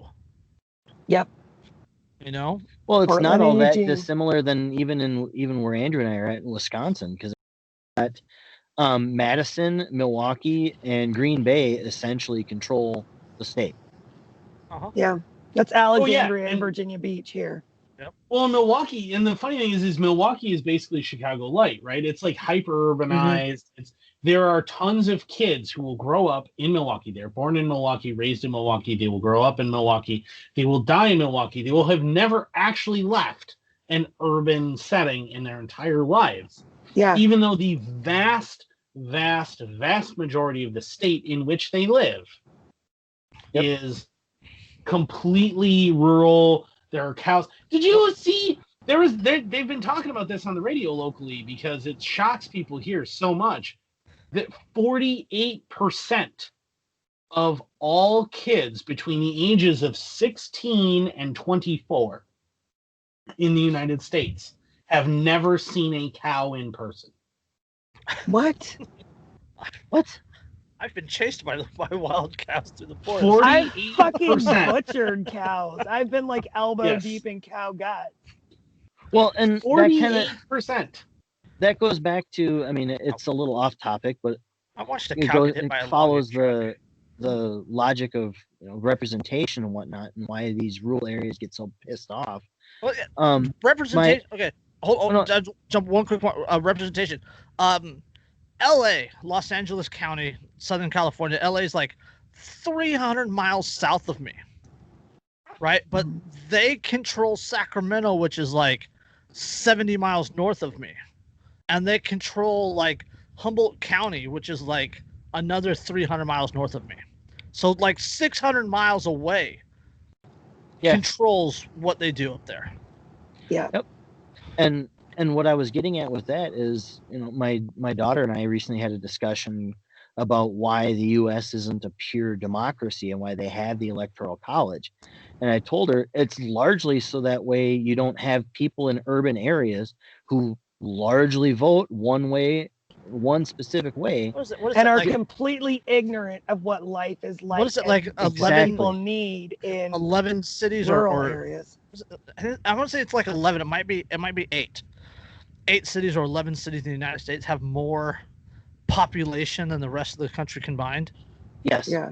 Something like and that's that. what I was getting at is, I told her this is why, is because if you let it just a simple majority dictate everything in the country, you would have nothing but a barren wasteland in no time. Yeah. Because Well, the yeah, people because that people live in in the cities cities have don't no understand. fucking clue how to manage land. Right. Well, and here's the thing: is the big issue even with the Electoral College is the Electoral College is still based by state, which Mhm. means that the majority still actually dictates how they vote. Right.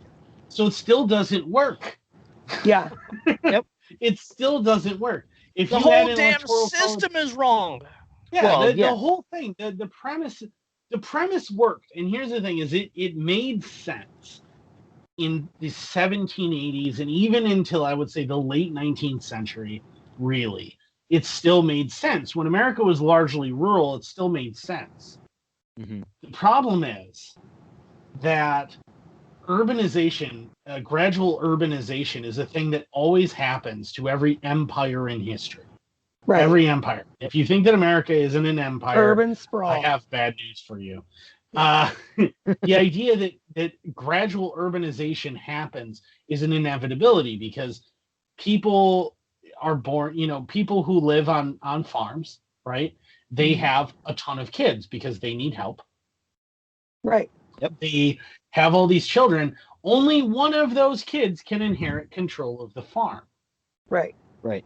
Which means that the other ones have to find other prospects. And they don't have a lot of prospects in an area where the majority of land mass is farming and is controlled by single individuals, single families. So what happens is they wind up gravitating towards, naturally, the cities. Areas And that then have the more cities grow. opportunities for Right, because for there's jobs. more opportunity for jobs. There's more businesses concentrated there and everything else. So And even when they the can- U.S. was expanding, that made sense because there was more land out west for you to go and acquire. Right. Right. So this was a thing that worked for a time period. It doesn't work anymore. No. It Right. just doesn't. It might have made sense back then, and whether or not it actually worked, I would argue again when people go, "Oh well, if we got back to the Constitution, things would work again, and people would be represented." I'm like, "Oh, you mean like when they wrote that only 21-year-old or older white landowners had any say in government at all?" That point, we got back Protestant to landowners. that. Yeah. Yeah. Exactly, and that's no. It didn't even truly work then, but it worked better, right? If your scale is on the terrible scale, like what's the least awful and what's the most awful? Yeah. Government's a double-sided dildo. Yeah. It was definitely on the least awful end of things back then.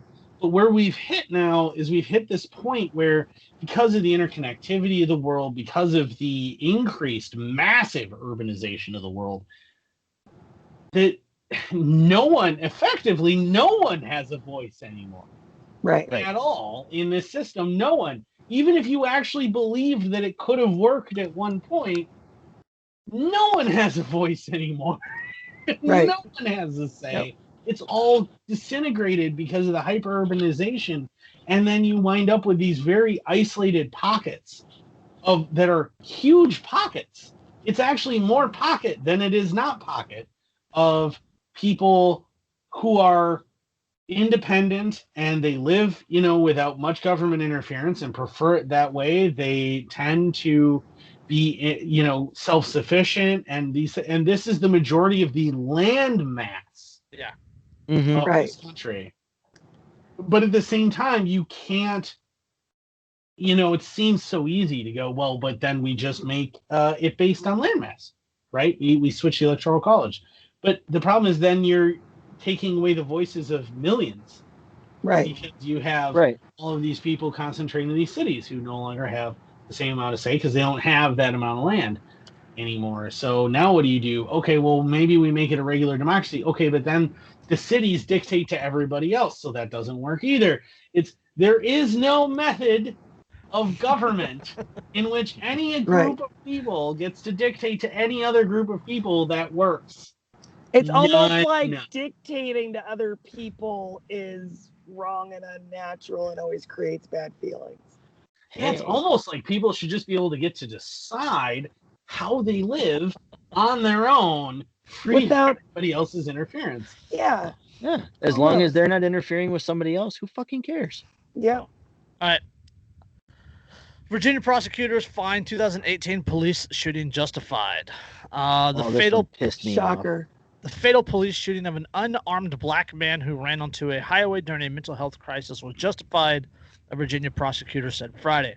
The finding by Commonwealth's attorney Colette McEtchen mirrors an earlier finding by her predecessor, former Commonwealth attorney Michael Herring. McEtchen said that in a 10-page report released Friday that the officers used deadly force on Marcus David Peters was a, quote, reasonable response to the dangers posed by Peters. Peters was a 24-year-old high school biology teacher when he was shot by a Richmond officer May 14, 2018. Police said Peters struck several vehicles with his car, then crashed into brush on a grassy area next to the highway ramp.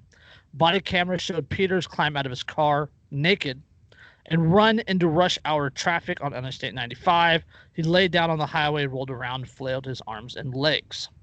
The officer, who was also black, pointed a stun gun at Peters, who then ran towards the officer while shouting and threatening to kill him. The officer deployed the stun gun, which appeared to have no effect, then shot Peters with his service weapon. Peters later died at the hospital. 3 months later, Herring cleared the officer of any wrongdoing, finding that a reasonable officer in those circumstances would have believed Peters was capable of overcoming him and taking control of his gun. Okay, Hold on. One more. At the urging of Peters' family and police reform advocates, McEtchen agreed to review the case. She reached a similar conclusion, finding that, quote, the officer's ultimate decision to use lethal force was reasonable response to the imminent danger presented to himself and the public by Mr. Peters' continued violent behavior due to his mental deterioration. Naked, unarmed, mental health crisis. I understand what she said, though. Well, and I understand what she said because he had just used a taser, and the taser didn't do anything. If repeated tasers actually that's assuming that the taser was deployed properly. That both the tongs, were in him. Yeah. If repeated tasers have failed. Because obviously there's no clothes. The dude is naked. Taser. There's no clothes. Yeah. See, and so this guy's naked and the taser isn't working and he's acting fucking crazy. Why? Like, I would probably assume he was on bath salts and was about to eat my fucking face. I was gonna say bath salts or PCP. But here's the thing though, is if repeated tasers, you got to use more than one because tasers aren't perfect. There's two independent projectiles being sent out, and they got to both make contact. They have to both make good contact in order for them to work. If you use multiple ones and they still don't work, you use 2, 3, and there is no other alternative. Yes, I can understand going, okay, the only way I'm going to be able to stop this person from hurting himself or others is to shoot him. Well, not hurting himself, because obviously you don't give a shit if he gets hurt at that point. Well, yeah, I mean he's in the middle of an interstate where cars are moving at a very high rate of speed. Right. If they hit him, chances are very good that he's going to kill someone. Right. Else. Somebody's going to get hurt. hurt. I understand saying, okay, I've used multiple tasers, they didn't work. Clearly, this isn't resolvable with his non-lethal means. I need to do something that brings him down right fucking now. Right. Did the cops know that this was a mental health episode? It doesn't say it in the article. Oh. Well, and if I remember correctly from what I read about when this first happened, they also didn't know. They just knew that there's this naked man freaking out on the highway. And it's for them. I mean, I understand going, okay, well, I need to do something to save other people's lives because if a car doing 70 miles an hour hits him, yeah, he'll die. But more importantly, at this point. 'Cause It'll he put cause him- an accident. Other people. Yeah, could die. other people could die. I need to stop this, and saying, okay, I need to use lethal force. I get that, but they didn't get to the point where they used more than one taser to be sure that it wasn't just a misdeployed taser. Right. Now, if it were a People use civilian that was carrying and felt threatened, I would totally say justified. A civilian has no way, like, but cops are supposed to be more trained than that and have better equipment. They're supposed to like have non-lethal means that civilians don't really have. As a former resident of Europe, as a former citizen of Europe, European police would respond to this. Not that they're perfect, but they would respond to this with overwhelming. They would send like 30 cops in there who would tackle him and fucking hogtie him. Yeah. Mm-hmm. And he would still be alive because they tackled him and they hogtied him, and that would be their response. Right. Well, he doesn't have a weapon. He's not actually a threat. We just need enough people that he can't beat a single person. And we know he doesn't have a weapon because he's fucking naked. Yeah, because he's naked. Right. So we're going to send in enough people and we're going to stop him. And they could have done that. But nobody wants to be the guy that tackles the naked guy. Well, yeah, that's true. I actually, Well, and in Europe, I can understand why there would be more people willing to do that. And because American cops are trained to just shoot instead of Well, coming up with a that's better the problem. solution. Is what it is. I mean, I once witnessed a bar fight where a buddy of mine got in this fight with this dude in a bar, and the guy's like, "You want to step outside?" And he's like, "Yeah, sure." And he's like, "I really don't want to fight." So his response, as soon as they got outside, was literally to whip his clothes off. I mean, every single thing he had on, underwear, the works, and go, "Come here, big boy, let's fight." And run after and I watched him chase this guy around the parking lot. And I go, no, and like freaking out simply because of the naked. It was hilarious because this dude was like a half the size of my buddy. Because my buddy was built the same way I was. All right. But anyway, so I understand that point where that's definitely an effective deterrent. The fact that you're naked, hey, look, touch my dick. That's an effective way to defend against most dudes. What's that, Jason? No justice, no booty. But I mean, the point is though, is that European cops, they know how to respond to that, and they'll just respond to that with enough people. Well, the training is different. Yeah, the training is different. Yeah, Right. It's a totally different because it's a totally American cops are different trained to be mindset. violent. It's a totally different mindset because European cop cars are also so incredibly obvious. Fucking neon yellow. Yeah. They're yellow and They look like fucking blue highlighters. and they glow in the dark and they're hyper fluorescent. They literally have crushed mother of pearl in their clear coat so that it reflects light. So it's so obvious even at night that they're there. Their job is supposed to be protection of people. That is what they are there for. This is their mentality. In the United States, you have cops who have black cars with the word police written in black writing on it that's only reflective slightly so that you only see it at the last second because their job is to protect people. Their job is to enforce the law and generate catch people. Yeah. They're taxmen on the prowl, essentially. Yeah. They're We're almost out of time though, you guys. We're up on like 2 hours almost. So what you're saying is I want the stripper article. I was gonna try and segue, damn it. Something about tax dollars or something. Saying is most professional show on the web. Right? What you're saying is we need naked women. Yeah. Well, no, because they're on strike. Yeah. Okay. Oregon sex workers can apply for coronavirus relief grants. This is an article out of the Oregonian, Oregon Live. Nearly $600,000 in federal COVID relief funds is available for Oregon strippers and sex workers of color who have been financially impacted by the coronavirus pandemic. Only sex workers of color? Hold on. Sorry, you're a white stripper. No money for you. I'm from Oregon. There's like almost no people of color there. I was gonna say I've been to the Pacific Northwest. That's what, for the 3 black strippers across the entire state. Yeah, No, no it shit. gets worse. It gets worse. It's up to Any- 5 now.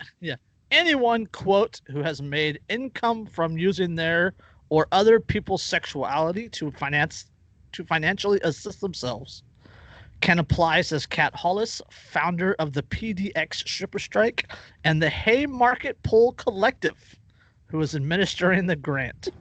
So like Priority OBGYNs? Strike. Can fucking OBGYNs apply for it? Well, and not only that, but the phrase stripper strike just sounds like the greatest command conquer game ever. Yeah. The other group is the That would make a Haymarket. fantastic mobile app. Yeah. Yeah, right? Stripper strike. That's way It's better. an That's way RPG. better than catching Pokemon. I was Yeah. gonna say Stripper Strike is more like an RPG. You have to build up Yeah. your character from a private infantryman all the way up through his first divorce from the stripper. Right.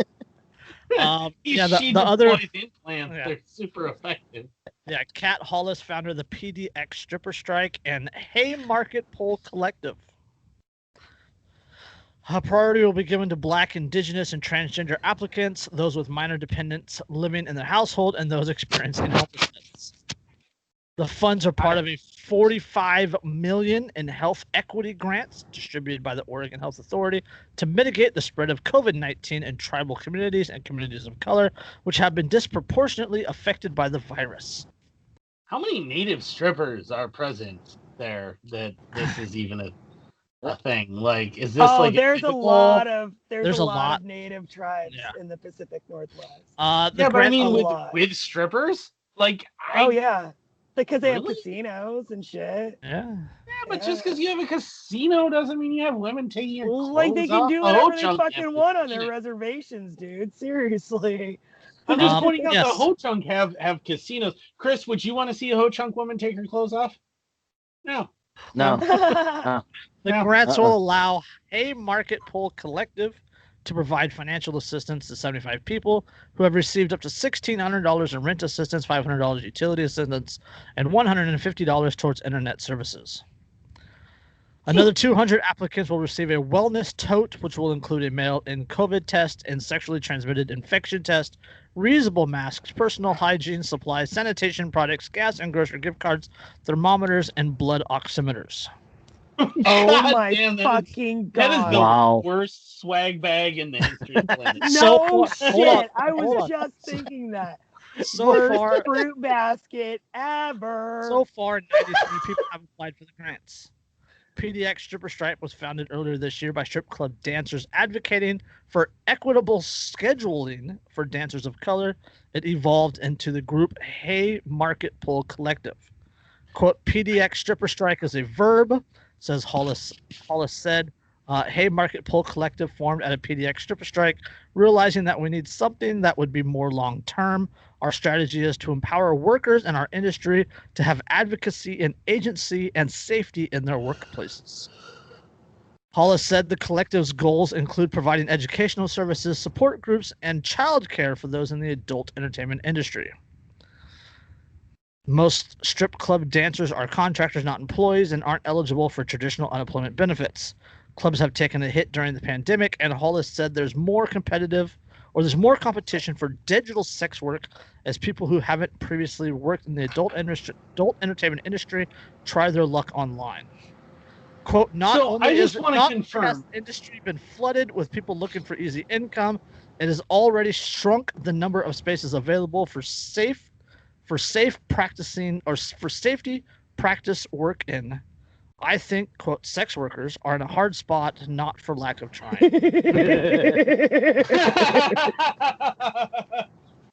Oh yeah, We're they so tried to grown get in up. the hard spot. It's hard, real hard. Oh, I bet it is. Speaking of which, it includes an STD test. Yes. Yeah, I For guess. sex workers. Well, but they're supposed to be just strippers, right? Like prostitution isn't legal there. Sex workers. COVID Yeah, test but- and sexually transmitted infection test. Reusable masks, personal hygiene supplies, sanitizers, products, gas and grocery gift cards, thermometers, and blood oximeters. Jesus. I mean, I will say that considering the behavior of my ex-wife, an STD test for a stripper is probably a good idea. But Well, Oh, Andrew, you're such a cliche. Yeah. This was the Haymarket Pull Collective's first grant application. The YWCA of Greater Portland, which provides domestic violence services, social justice programs, and other services for women and families, is serving as the fiscal agent for the grant's distribution. Wow.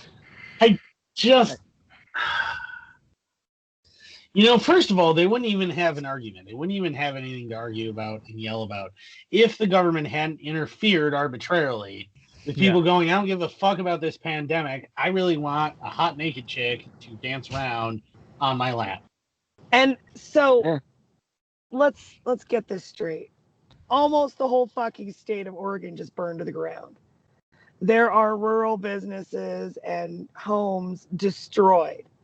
But this is what they're fucking allocating grant money for in Oregon. This is what they're focused on right now. Squeaky wheel gets the grease. Fucking gift baskets for strippers with STD tests in them. Oh my God. I will personally lobby for gift baskets for strippers, all right? There's an article on Vogue written by Kat Hollis. That's the girl that started the pediatric stripper strike. The article is titled, I Started Portland Stripper Strike. We still have serious work to do. And she's holding up a no justice, no booty sign. And wearing a mask at the same time. Jesus. Oh, she looks like a real winner. I was going to say, she looks like the type. She looks like she needs one of those STD test kits. When COVID-19 hit, I was depressed and alone. So I started a group chat on Instagram called Black Butts in Portland, Oregon. Now, don't get me wrong. I'm not going to continue reading that. Don't get me wrong. I love sex workers. Obviously. Yeah. I married one. I've dated a few. I'm currently dating a former one. I have zero prejudice against them for what they choose to do, how they choose to make money. Yeah. It's entirely their own choice. I have no beef with them. None. Right. I adore sex workers. They have given me some of the happiest moments of my life.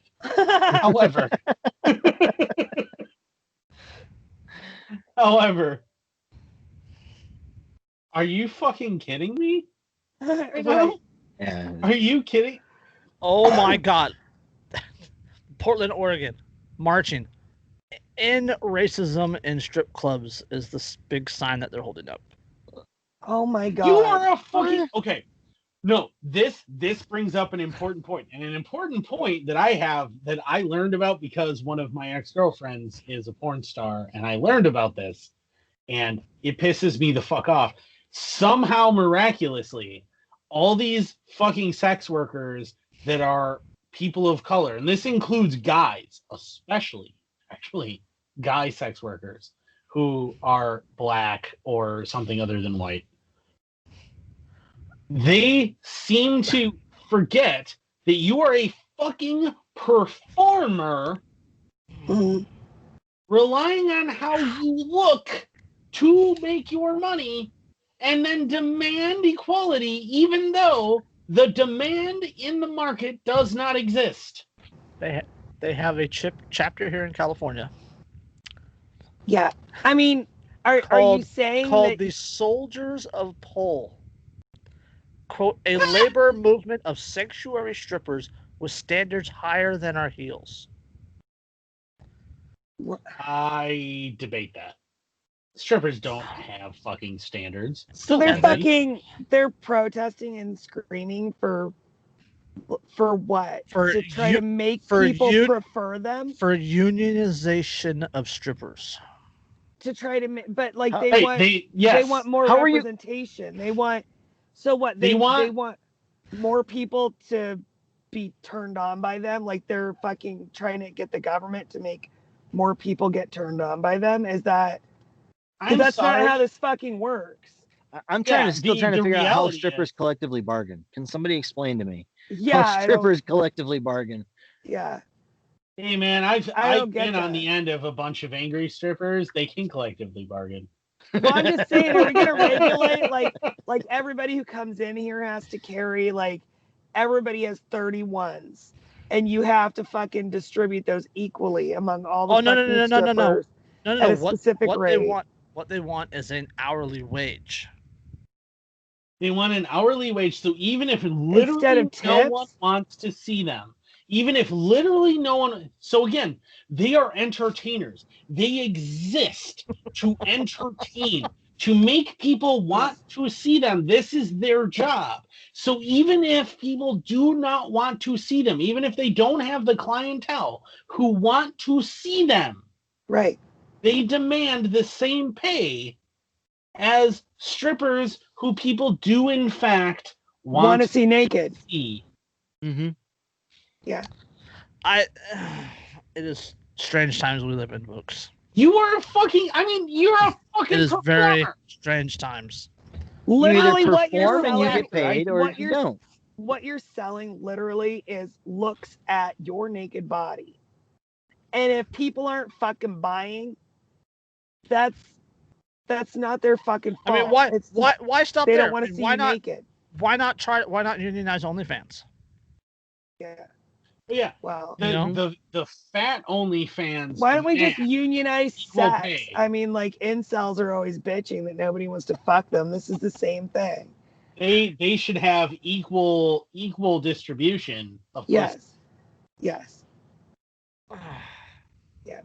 And the strippers want equal distribution of male attention and Yeah, and fucking that's the thing that fucking money. irritates me is especially because I know so many people who do and have worked in the adult industry.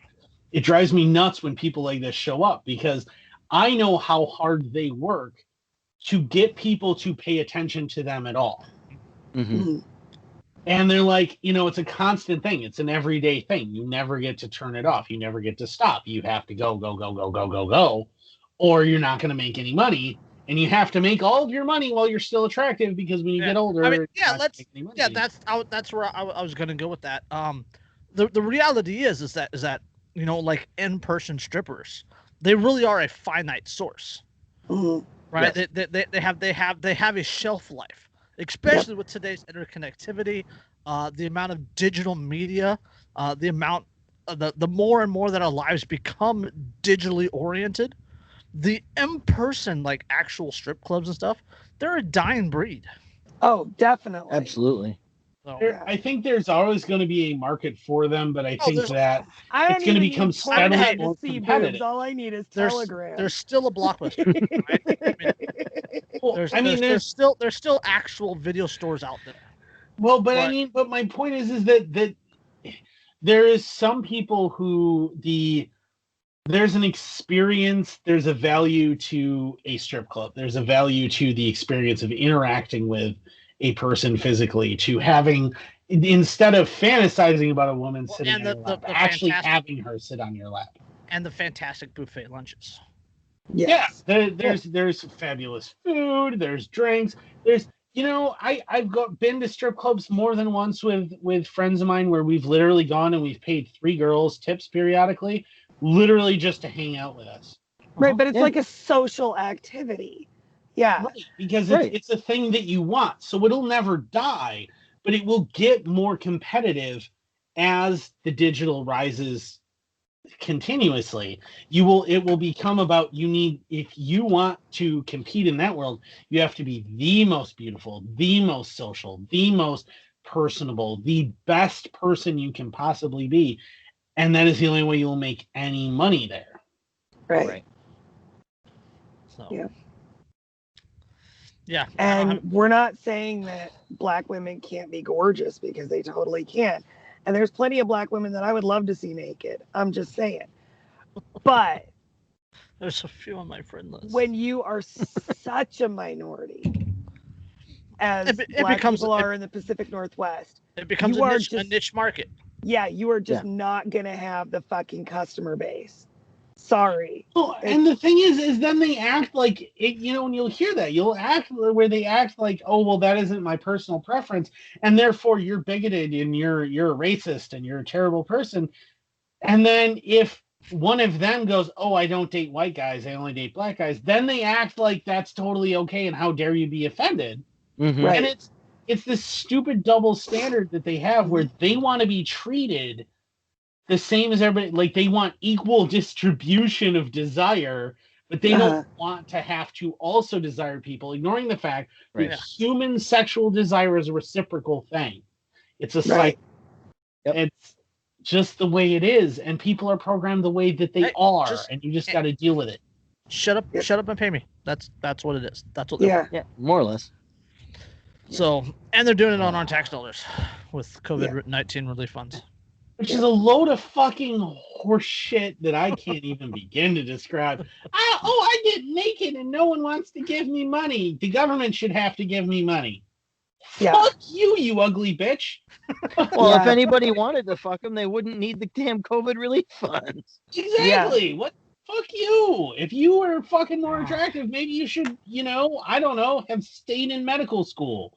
This isn't my fucking problem. I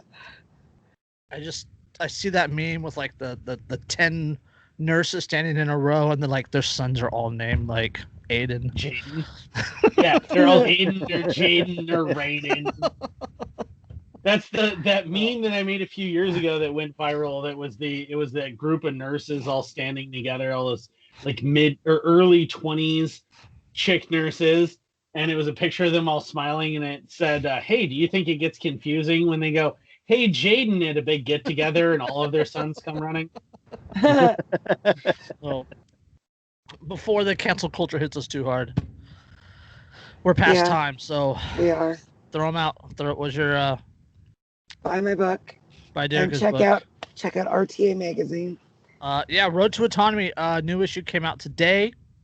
I don't Go have an sign- article go sign in up. this one because I was having some fucking issues this month.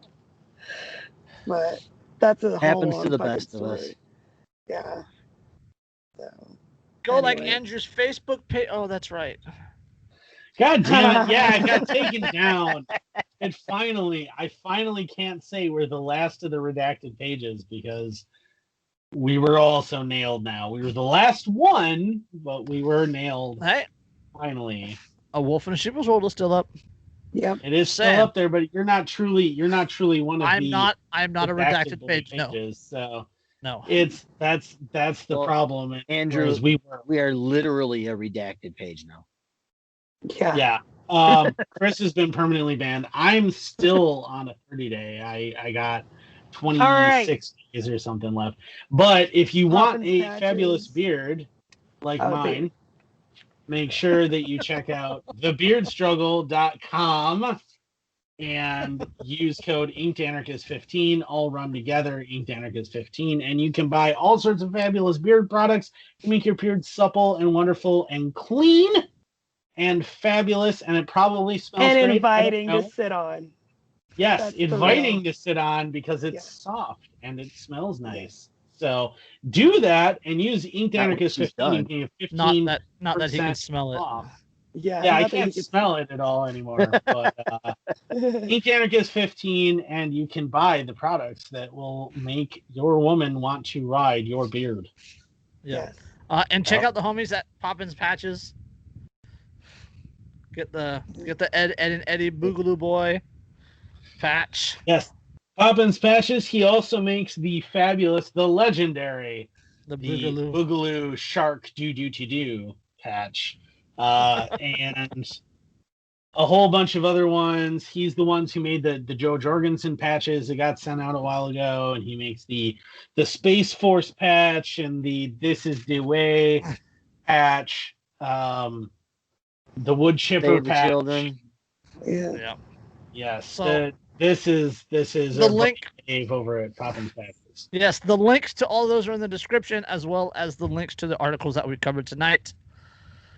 This has been episode 114, and we'll catch you on the next one. Peace. Yep. Peace.